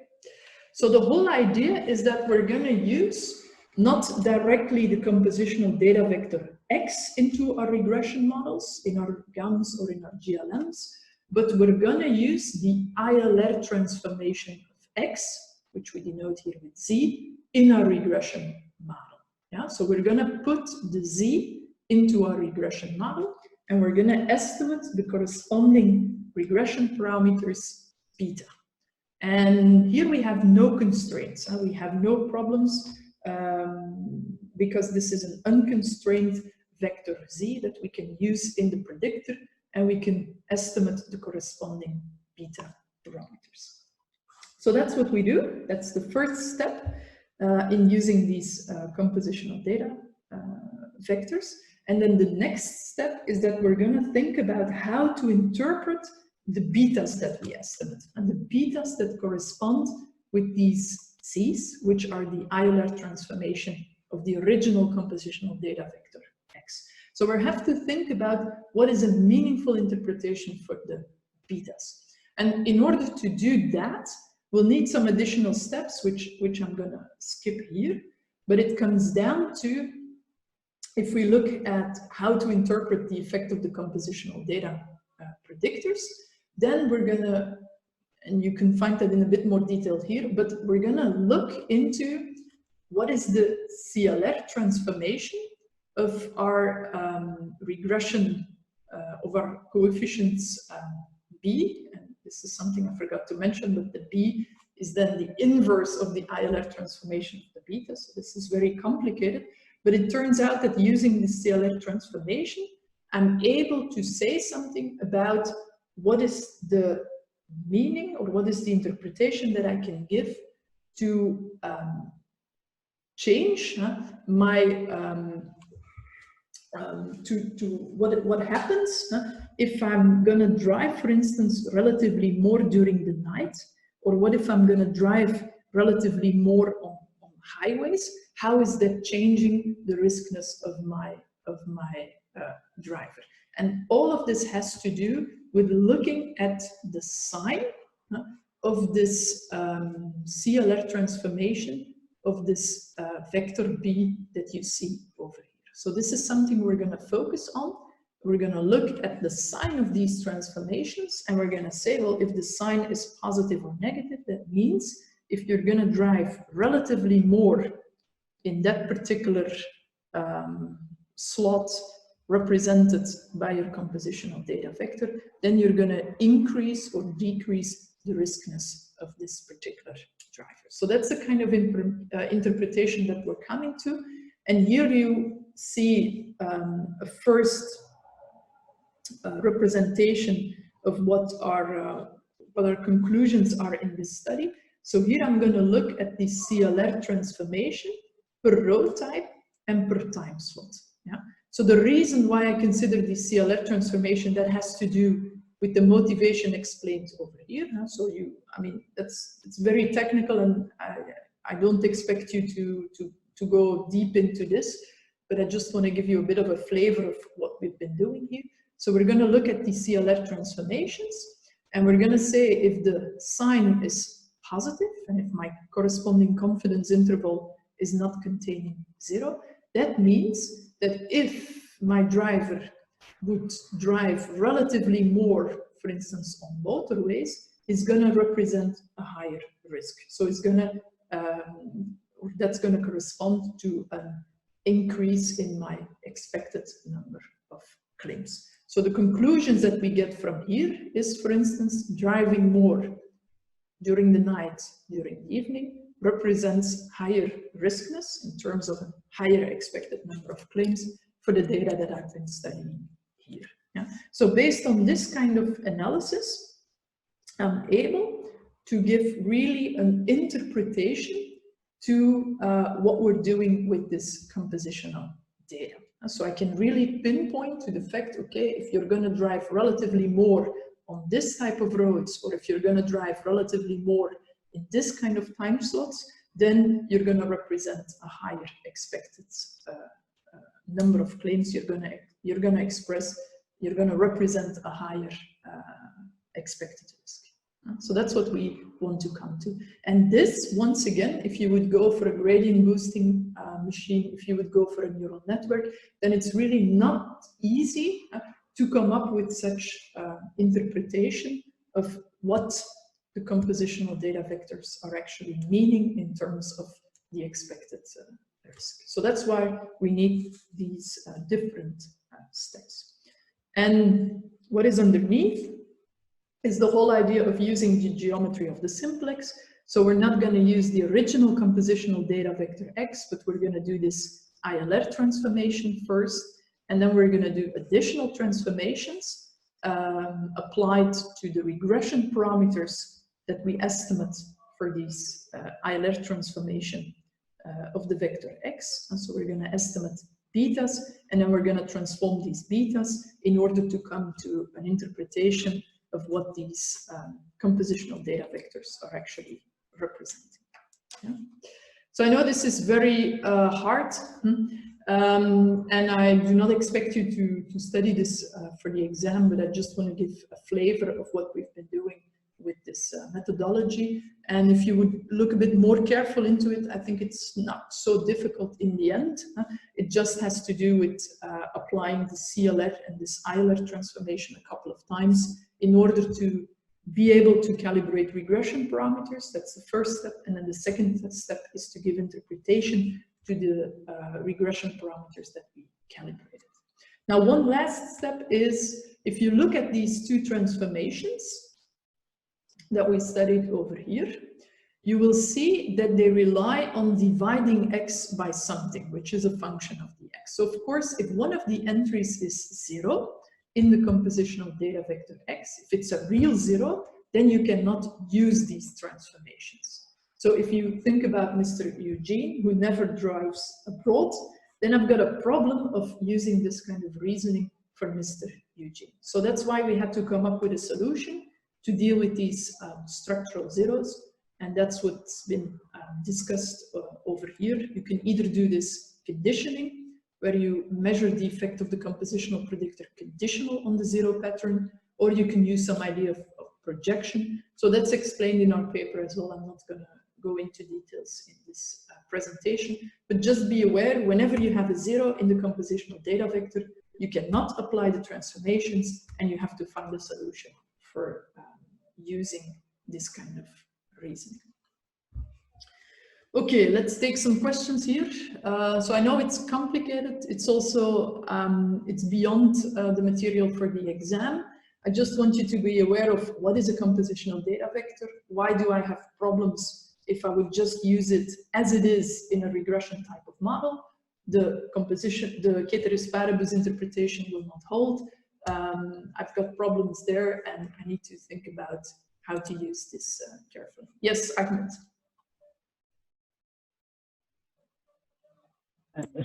So as you mentioned regarding the compositional data vector, and just to come to a conclusion, you realize that, oh, if that person is driving more on, let's say, a certain type of road, he has a higher risk exposure. But shouldn't we be looking at the time spent driving on that particular road instead of the actual mileage? Because if, for instance, James B drives to the same office as Mr. Eugene, but they take different roads, like you take a highway versus a motorway, and that obviously speed limit is very different. So you could spend a smaller time, but you could have a higher mileage on a motorway. But the time you spend there is less compared to, let's say, another road. So when you're making a compositional vector, shouldn't you also take that into account? Okay, good point. I haven't thought about it yet, because of course you have to keep in mind. Okay, we can do that. So technically, we could also register, if we have the duration of a trip, we could also register, okay, which fraction of this duration did you spend on the highway, etc. We didn't have access to this kind of data, so that already explains why we went for the option that I explained over here. We only had the kilometers driven. The kilometers driven per day, and then how that was split across these different road types and time slots. And then we also had the number of trips available, so we could also only say something about the average duration of the trip, right? So that is the reason why we went for the approach that we took over here. But at first sight, I would say, yeah, if you have more detailed information available, and if you can actually really say something about the duration of each trip, and you also have that information available, yes, you could come up with other types of compositions and evaluate which data would be most informative to be used in your predictive model. Yeah. So I would say yes, it's possible that you look at different types of compositions in terms of time, as you explained. We didn't have such information available, so that's why I will only focus here on compositional data related to the mileage driven. Okay.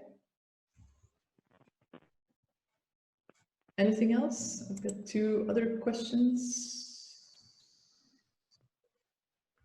So so I got a question from Kevin. Yeah, Kevin says, wouldn't you just exclude Eugene from the experiment if we think about he didn't drive abroad? So predicting abroad behavior when somebody doesn't drive abroad is just ridiculous. Yes, but that's not what we're doing. Huh? So the whole idea was to keep the information that we have for Mr. Eugene.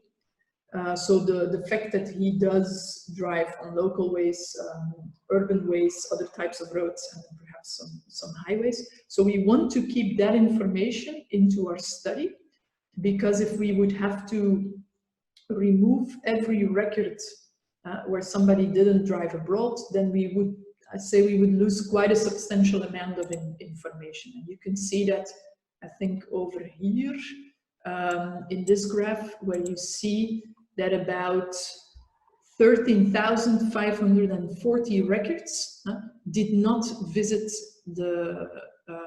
did not drive abroad. So you see that 18,821 of our records visited all the different types of road types, right?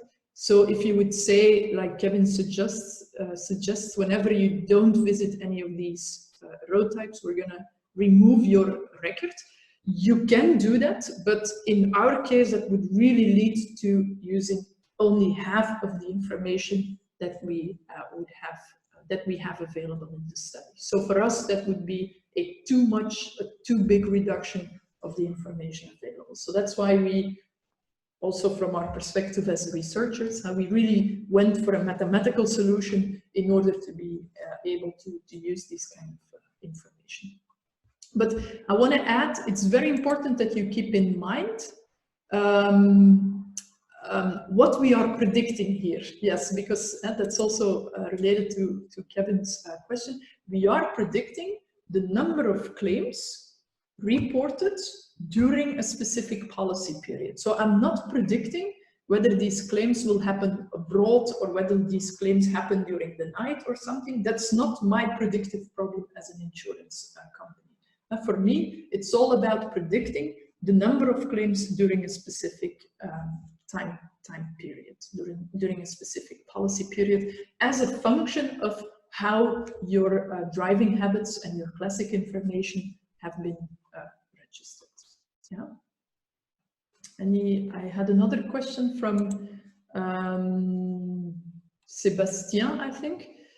Is it just about predicting the driving behavior abroad? No, it's about predicting the number of claims registered, right? So that's something you really have to keep in mind, because that leads to confusion quite easily. So we're not predicting whether a claim or an accident will happen during the night, or whether it's going to happen on a highway or something. You could design predictive problems for that, but for the insurance company, that's not so interesting. So they really care about predicting how often will an accident happen during a certain policy period, and if it happens, what will be the severity. So that's the predictive problem that we have in mind. Yeah. Okay. So it's 11. So first of all, what I would like to share with you here is that if you remember this flow chart where we have the 4 different building blocks, it means we constructed 4 different models. We constructed a classic model which could use only traditional risk information about the policyholder. We constructed a purely telematics model, and we constructed 2 hybrid models. Yeah. So first of all, the first bullet here on sheet 34 is explaining how we selected the variables within each of those 4 different models. So for each of those 4 models considered, we went through an exhaustive search where we looked at all possible combinations of variables, captured the AIC for each of those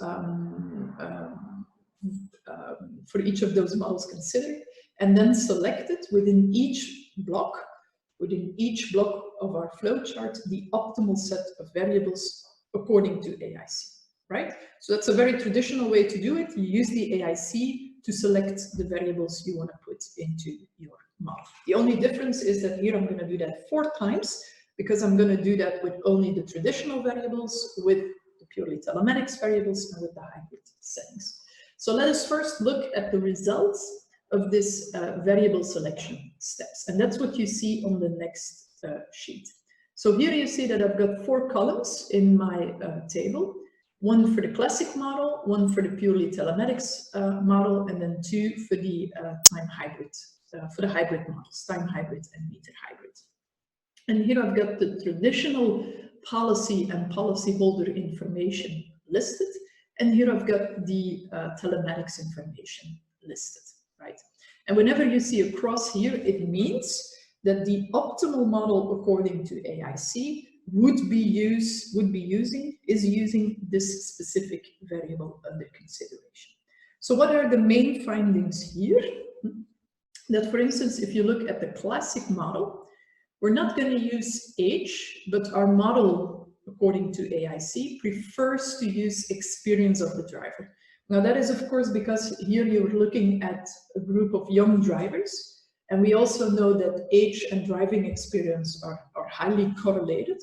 And it turns out that based on the AIC, it's a better idea to use the experience of the driver compared to using the age of the driver. So that has to do with the fact, I think, that we're looking at these young drivers and not at a population of drivers which is more distributed in terms of ages. What we also conclude from this sheet is that we're going to use gender in the classic model, but not in the other models, right?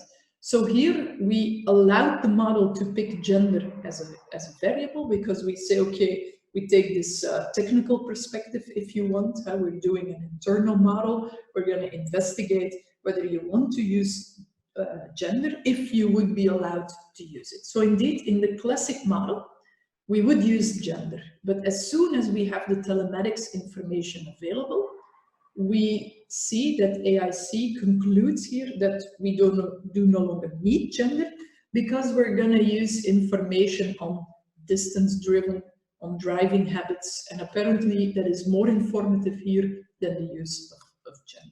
Yeah? So in light of this EU gender regulation, you could say, yeah, if you offer this telematics product, then that solves a bit the problem, because then, at least for this data set or for this research here, we no longer need gender as a risk classification variable. That effect is being taken over by the telematics collected information.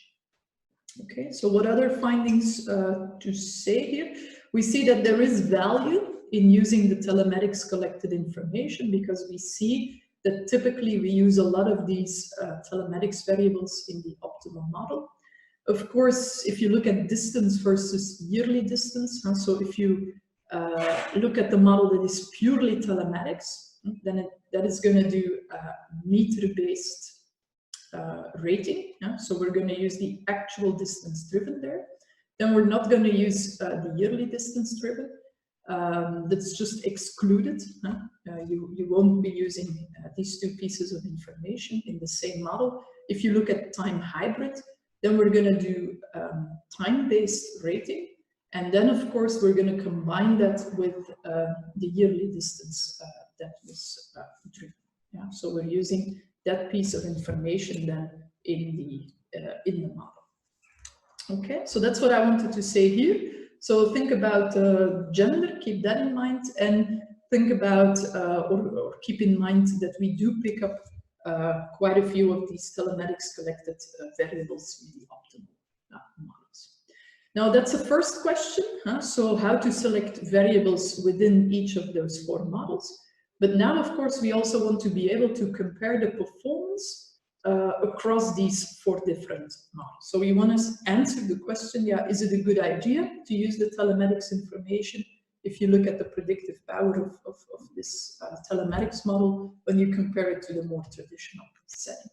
And in order to do so, we're going to use several predictive scores. So we're going to use so-called proper scoring rules. So these are particular predictive scoring measures that you can evaluate for count data. And we're going to evaluate these scoring rules with a 10-fold cross-validation. So that means that we're going to split our data into 10 folds or 10 groups, that we're going to put one group apart, build the model on the 9 other groups, and use this model to predict the group that we left apart. And we're going to repeat that experiment 10 times and then average the performance in terms of our proper scoring rule across these different folds that we construct. So we're going to explain that in more detail, the idea of cross-validation, when we're going to look at the machine learning concepts later on in the course. But for now, just keep in mind that this is a way to do out-of-sample evaluation of your predictive performance. And the design of these proper scoring rules, that doesn't matter too much, but you can think of a log likelihood, you can think of other types of criteria that you want to evaluate. In this case, particularly designed for count data, because that's what our target variable is. Okay, so I'm going to use this to evaluate the performance across the 4 models. And what I see here is that I'm going to rank then my models, my optimal model within each of these 4 blocks that I defined. I'm going to rank the performance of my models. And so what I conclude from here is that very consistently across the different criteria that I evaluate to rank, that I use to rank the models, I will see that the classic approach, where I cannot use the telematics information, is always performing worst. So it receives rank 4, the lowest rank across whichever kind of criterion that I use to rank the different models. And we'll see that the time hybrid is always doing the best job in predicting the number of claims. So that's what I get out of this evaluation. So keep in mind, I built 4 optimal models: classic, time hybrid, meter hybrid, and purely telematics. And now I'm evaluating the performance of these 4 different models across each other, amongst each other, and I see that time hybrid is then my best, the best possible model that I can construct according to AIC, but also according to all my proper scoring rules, right? I also see that if I only use the telematics information, that I'm doing even better than when I use the traditional rating variables. So what we conclude from here is that, at least for this data set, there is some meat into this sandwich, and there is some value into the use of this telematics collected information, because apparently across the different criteria that we use here to evaluate performance, predictive performance, we conclude that the use of telematics collected information is valuable, right? So that's what I wanted to say here. What else did we do in the paper? You can read more about that. We compared different ways to handle these structural zeros, and then compared the performance of the models over these different ways. We also did the same experiments with the negative binomial instead of the Poisson regression. We played with the use of exposure, so you can use exposure as an offset, or you could also include a smooth effect of your exposure variable. These are different settings that you can experiment with, but our conclusions are really stable and they hold across these different experiments that we investigated. Yeah? We also examined interaction effects. You could do interaction effects among categorical variables, among continuous. You could also do interaction effects between categorical and compositional predictors. So that, for instance, would mean that you're going to investigate whether you want to have a different compositional effect between the male drivers and the female drivers, for instance. So you could do this kind of interactions and you could study, evaluate their effect. So we only found, in terms of investigating these interactions, we only found slight marginal improvements in the AIC in the classic model. We're including the effects of driving experience, age of the vehicle, and the material damage cover interacting with gender would allow us to improve the AIC a bit more, but we didn't see any changes in the rankings of the best model. So still, the time hybrid strategy was the best performing model here, right? And then as a final note, let us look into the effects captured by this time hybrid model. So here you see the different predictor variables at the policy and the policyholder level. So you see, for instance, if we look here at these factor variables, you see the effect of type of fuel, you see the effect captures for whether you have a material damage cover or not, you see the effect of the driving experience, so you see that drivers with fewer years of experience represent a higher risk compared to drivers who have their driver's license already a bit longer. You see the smooth effect of exposure in terms of the policy period. So that means, well, with this exposure variable, I can really put it as an offset, as we've been using so far in the course, but I could also say, let's do smooth effect of that. So that's what you see being captured over here.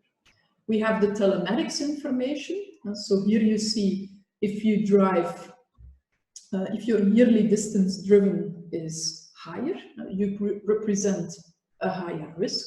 If your average distance driven is lower, you present a higher risk. And then the compositional data plots we've been already discussing. So somebody who drives relatively more during the evening and during the night represents a higher risk. Somebody who drives relatively more on motorways represents a higher risk. Yeah? So these are the findings that we can get out of such models. So maybe to conclude, so this offered us a discussion on how to incorporate telematics collected data in pricing models for claim frequencies. We conclude that the telematics information improves indeed the predictive power. Time hybrid was optimal. Gender plays no role anymore in the models incorporating telematics information. But I also want to stress is that the spatial heterogeneity decreases when you're capturing the telematics information.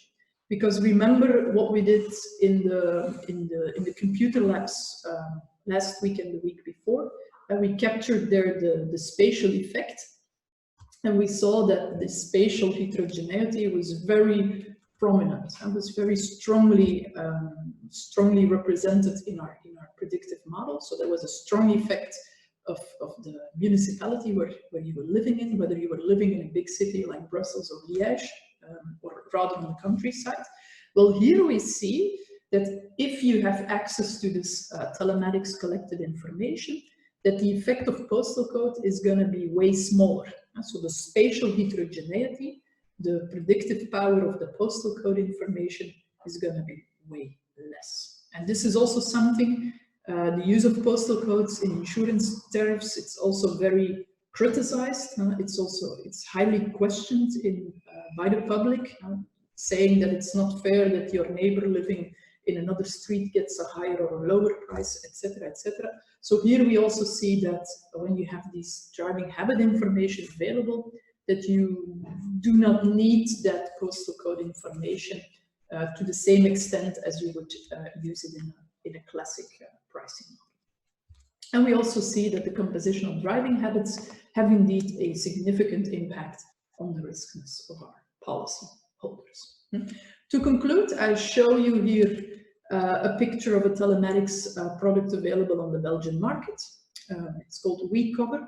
And if you would look at the website of this product, if you would see how they actually price the telematics cover, then you will see that they charge a different price for kilometers driven at night, kilometers driven on the highway, etc. So that is, if you want, a commercial implementation of the insights that I discussed in our academic research. Yeah, because that is, of course, a big step to take. We did it more from a predictive point of view, from building statistical models, getting insights out of it, etc. And then making the translation into a business product, that's of course, that's a big step. But here you see one example of such a product on the Belgian market and how it would differentiate prices based on driving habits and also driving styles of clients. Any questions?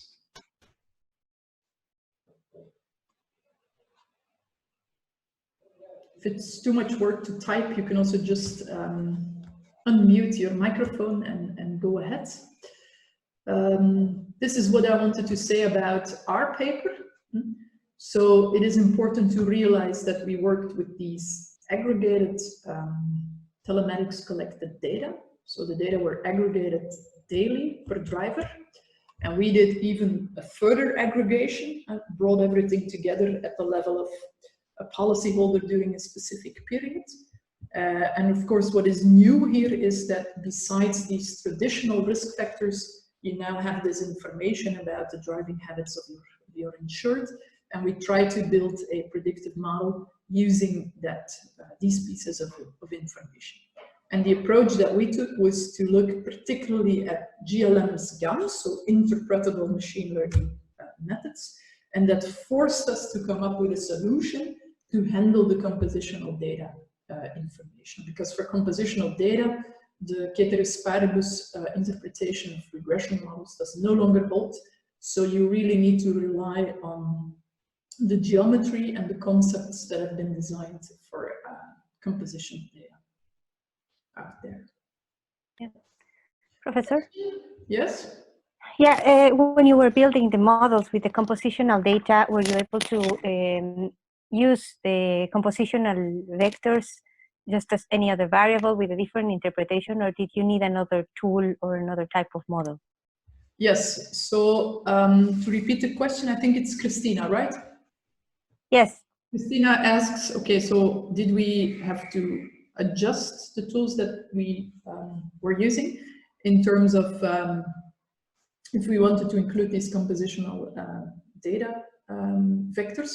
So we stick to the GAMs, in fact. So we're not using any other tool, but we're going to use that in a clever way by taking the compositional data vector, applying the ILR transformation to it, putting that into our GAM or GLM, and then we took one additional steps. So the regression parameters that you calibrate for this ILR transformed compositional data vector. So these betas, we cannot interpret them directly. We need to apply another transformation to them in order to really conclude what is now the effect of driving relatively more in a specific category. What would be the effect of that on the expected response? Yeah. So the tools as such are not changing. It's GLM, it's GAM, but the way how you use your compositional data information into the predictor, that is a little bit complicated. So that requires us to do a couple of transformations.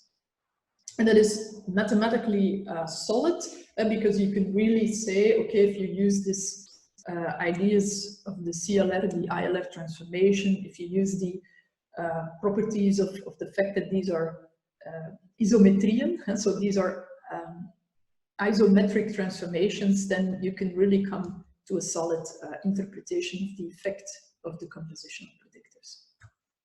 But that's a bit outside of the course content because it's a field on its own. It's, for instance, studied widely in geography, where people say, if I look at a stone or a rocket or something, then that is composed of different ingredients, let's say, and then people have to study these compositions, work with it, etc. Yeah. Any other questions? Thanks. If I don't get any other questions, then I will jump to a discussion of what if we use high-frequency GPS collected data. So this will, in a sense, be, or the material that I put together here will perhaps be a bit more simple to digest. So let's try to give some meaning here on these high-frequency GPS data.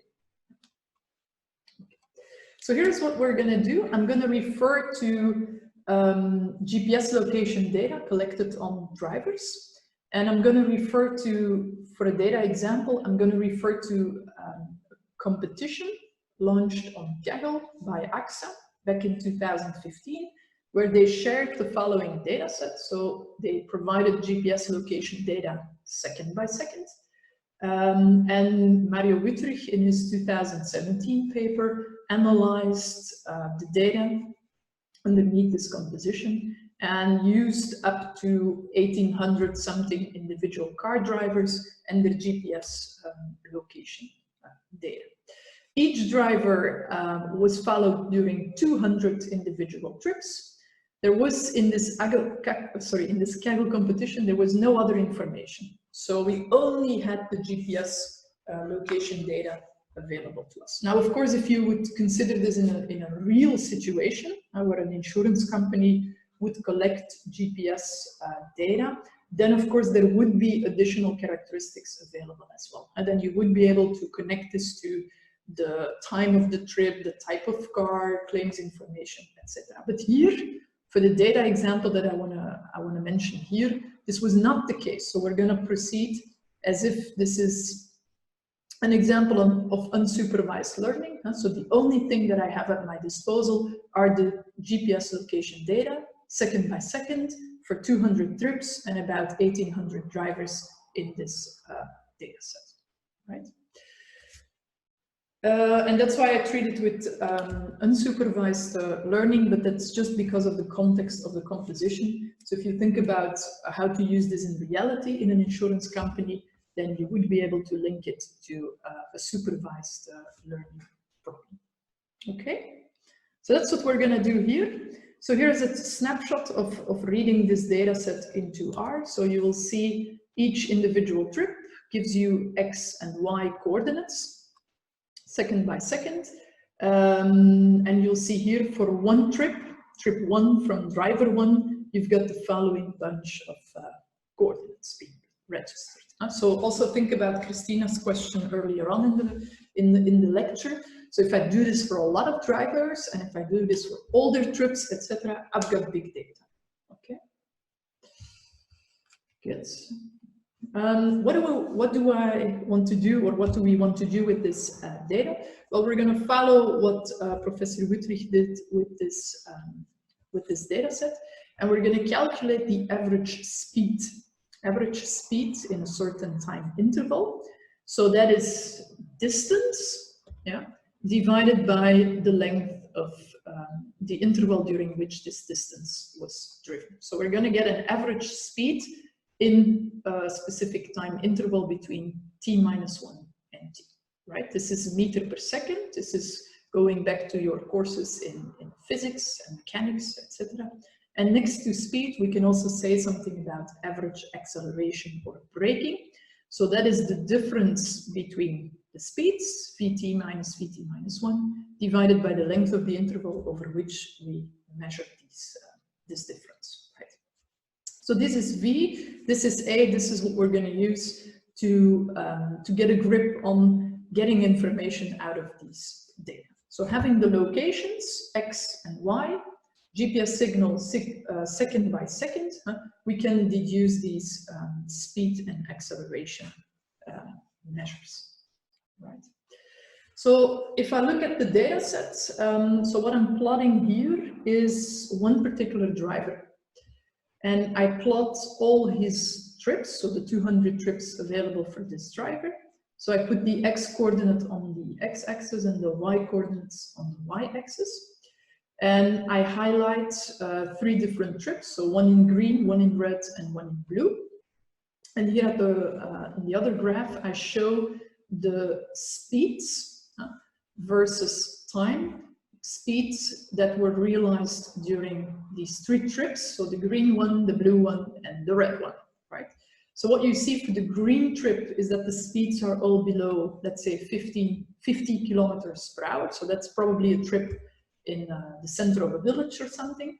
Then with the blue trip, we go up to, let's say 80 or 90 kilometers per hour, right? And with the red trip, there are episodes where we really spend time on the highway because we reach their speeds up to 120 kilometers per hour, right? So this gives us some first insights in what can we say about these trips of my driver.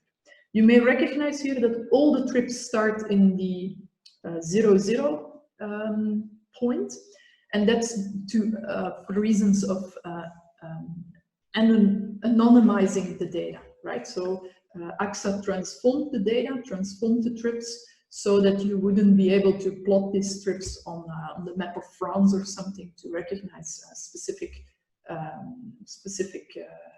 trajectories. So they did a transformation. All the trips start in 0, 0, and some of the trips or some of these lines here may look very similar, but these have been changed or rotated a bit as well in order to guarantee the fact that that this information should remain confidential, right? Okay, so these are some first insights. So what do we learn from these kind of plots? Well, what I do here is I pick a driver A, a driver B, and a driver C, and I plot the 200 trips for these 3 drivers. And the 100 shortest trips are highlighted here in orange. So you immediately see that these 3 drivers have clearly different driving habits, where driver C always stays close to his house, let's say, and driver B spends a lot of time going pretty far with his trips. And then for driver A, he stays in general very close to the house, but every now and then he takes a longer trip. Yeah? So this can give us some first insights into the driving habits of our different policy holders. So this is purely some exploratory data analysis. Here I've got similar measures. So again, for driver A, B, and C, we collect some summary statistics like their total distance driven, the average distance per trip, the total time they need to take this trip, and so on and so forth. Yeah? So this is all just about driving habits information. Now, what if we want to come to getting some insights in driving style information? So the way how Mario Wittrich and colleagues proceed with that is that we're going to look at different speed buckets. And we're going to look at, first of all, the time spent in these different speed buckets. And then we're going to look at heat maps of velocity against acceleration into these different speed buckets. Okay. And so the speed buckets that you define, I mean, that's your own choice, but you could think of, let's say, the purely acceleration and braking phase, where you go from or to speed 0. You could look at low speeds, you could look at urban area speeds, rural area speeds, up to highway speeds. So I guess this is a very, very meaningful way to create these speed buckets, but you could come up with your own specific definition of these. So we could look at what kind of amount of their time do the drivers spend in these 3 different speed buckets, just to get some insights into does he or she spend a lot of time on the highway or not, etc. But what I want to spend more attention with is that we can also use this information about the speed buckets and how our drivers behave in these different speed buckets. We're also we can use that also to say something about driving styles. So that's what we're going to do in this last part of the presentation, right? So up to now, I started with this GPS with these XY coordinates that were measured every second, right? And I only studied driving habits so far. So I was able to say you're rather a long distance driver, you're rather an urban area driver. I was able to get that kind of insights. But let's now look at the driving style information and what we can do about driving styles. So a tool that Professor Wittrich proposes to think about these driving styles is a so-called VA heat map, where the V is for velocity and where the A is for the acceleration that we mentioned earlier on. Yeah, so we're going to look at the average speed, put it on the x-axis, and we're going to look at the corresponding acceleration, braking pattern.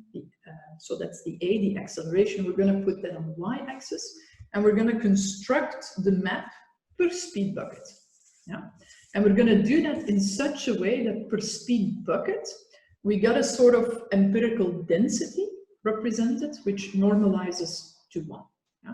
So that means you're going to look at pictures like this. So you've got V on the x-axis, you've got A on the y-axis, and you use all the observations that you registered on driver A, let's say, in this specific speed bucket from 5 to 20 kilometers an hour, and you're gonna plot the empirical density of all the measures that you've registered for driver A in this specific speed bucket.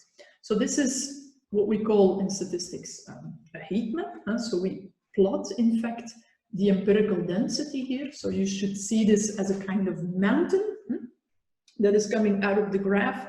And the higher the top of the mountain, yeah, the more dark the heat map will color over here. So the more empirical probability mass, the more observations were registered in this areas of your VA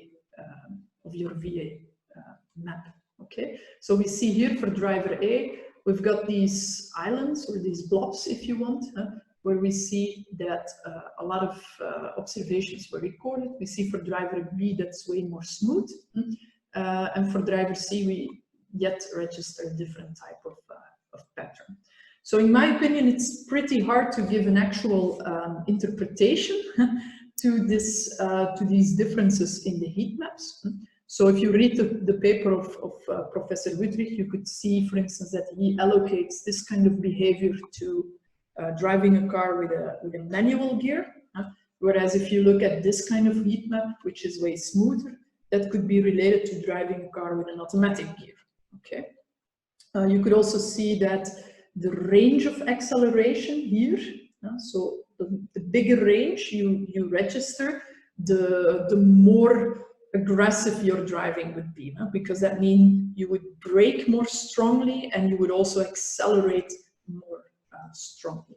Okay, so these are different kinds of interpretations that you could try to give, but essentially the whole idea is how can we use these maps, these heat maps, to define different driving style profiles, because the way how we could potentially use this in a pricing model is then to say, okay, we have this group of drivers in our portfolio, we create their VA heat maps, and what we now want to do is we want to create clusters of drivers which behave in a similar way. So we could define a group 1 that behaves or looks like driver A, we could drive another group, we could create another group of drivers for which the heat maps look a lot like the one of driver B, and another group that looks like driver C, etc. And then you'll reduce this big data set that you collected to the creation of a small number of different types of clusters representing different types of driving styles. And you could then use these clusters into your pricing predictive models, for plane frequency, for instance, where you would just have to use a factor variable, where the levels of the factor variable represent whether you belong to a certain cluster of drivers or not. So that's the way how this idea has been explored in this literature.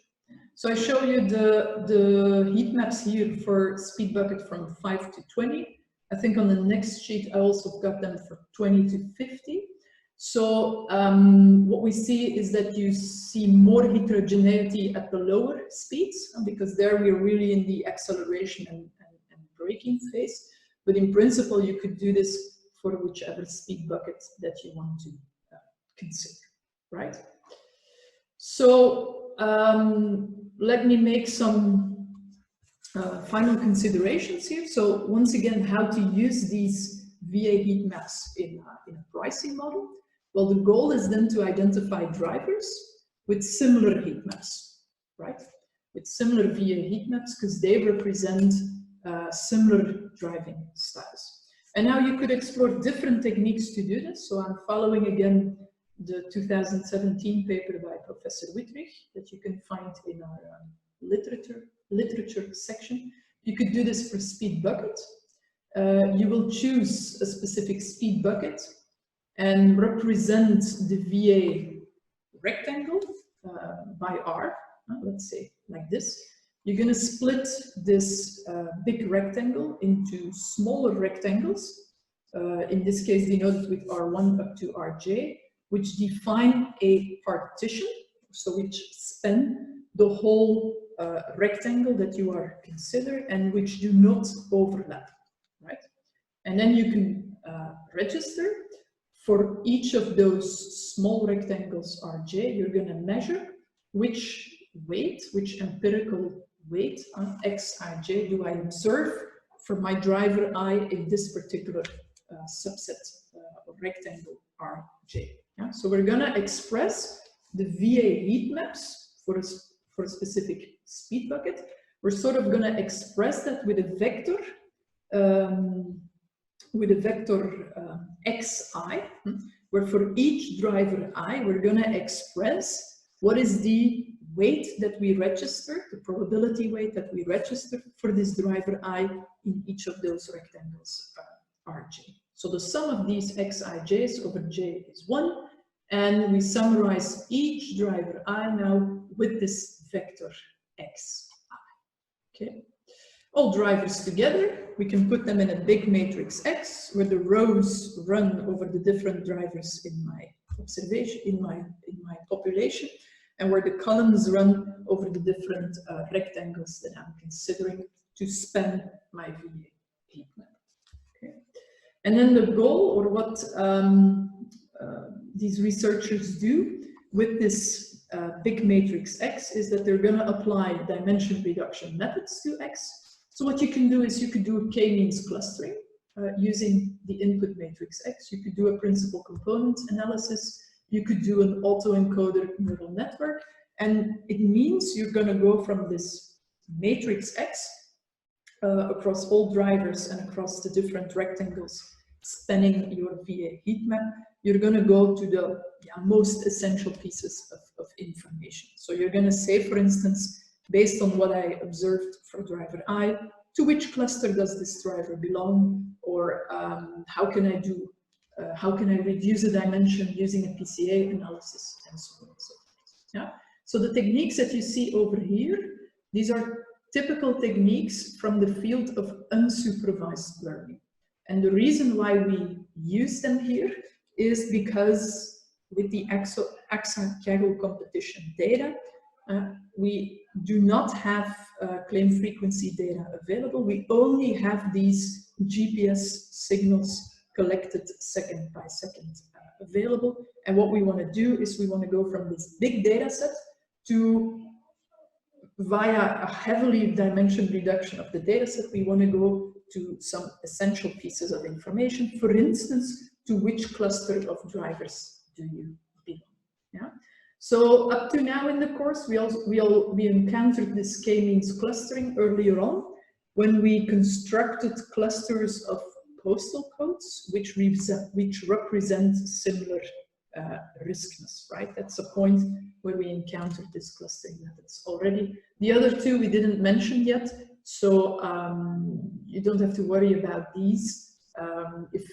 If we'll need them later on in the course, we're gonna discuss them in more detail, but I guess many of you are familiar, for instance, with the technique of PCA. And for those who already took a course on neural networks, perhaps you also covered the autoencoder neural networks to do this kind of unsupervised learning, right? So just to conclude, how to use these informations then in a supervised learning method? Well, of course, the ultimate goal, if you use this for pricing, would be to build a claim frequency model, right? For driver I or policyholder I, you're going to model the number of claims registered over a period of exposure with a Poisson regression model. And now, as part of this Poisson regression model, you can include a factor variable, here denoted with this CK, that tells you, okay, this driver belongs to this cluster based on his VA heat map information. So this is how we reduce the information collected second by second. We use it to construct the clusters, and we eventually put a factor variable referring to the cluster to which you belong into our Poisson pricing model. You could also do something similar with the principal component. So then this principal component which you get from a PCA analysis.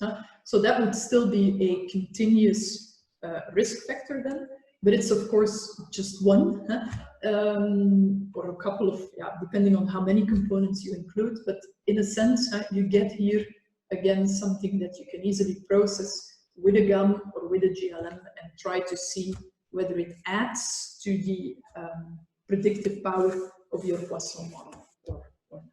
Yeah? So that's a way how you can include driving style information into your Poisson model. That's a way how you can assess whether this driving style information helps you to explain the number of claims reported or not. And this is also a way how you could use that in the verification model. Okay. So to conclude, it's not easy. So for instance, interpreting the VA heat maps, in my opinion, is not at all straightforward, but using them with like a clustering or a dimension reduction technique in mind, that's a very elegant way to process this information. And of course, to develop this field of research even more, it would be very good if we would have access to analyzing data sets where we would have both claim frequencies, traditional covariates, and then telematics collected information on driving styles and driving habits, right? So it's about time to conclude. As a homework for you, I kindly invite you to read this article. It's a management article, so it's called UBI Insurance is not usage-based, sorry, not sorry. So this is about how telematics information is currently being used in the insurance industry, what kind of products we could think about, what kind of ways we could use this telematics information in a meaningful way. So I do not have time today to cover that in detail, but it's really recommended that you have a look at this article to wrap up this lecture on use of telematics insurance data, right? So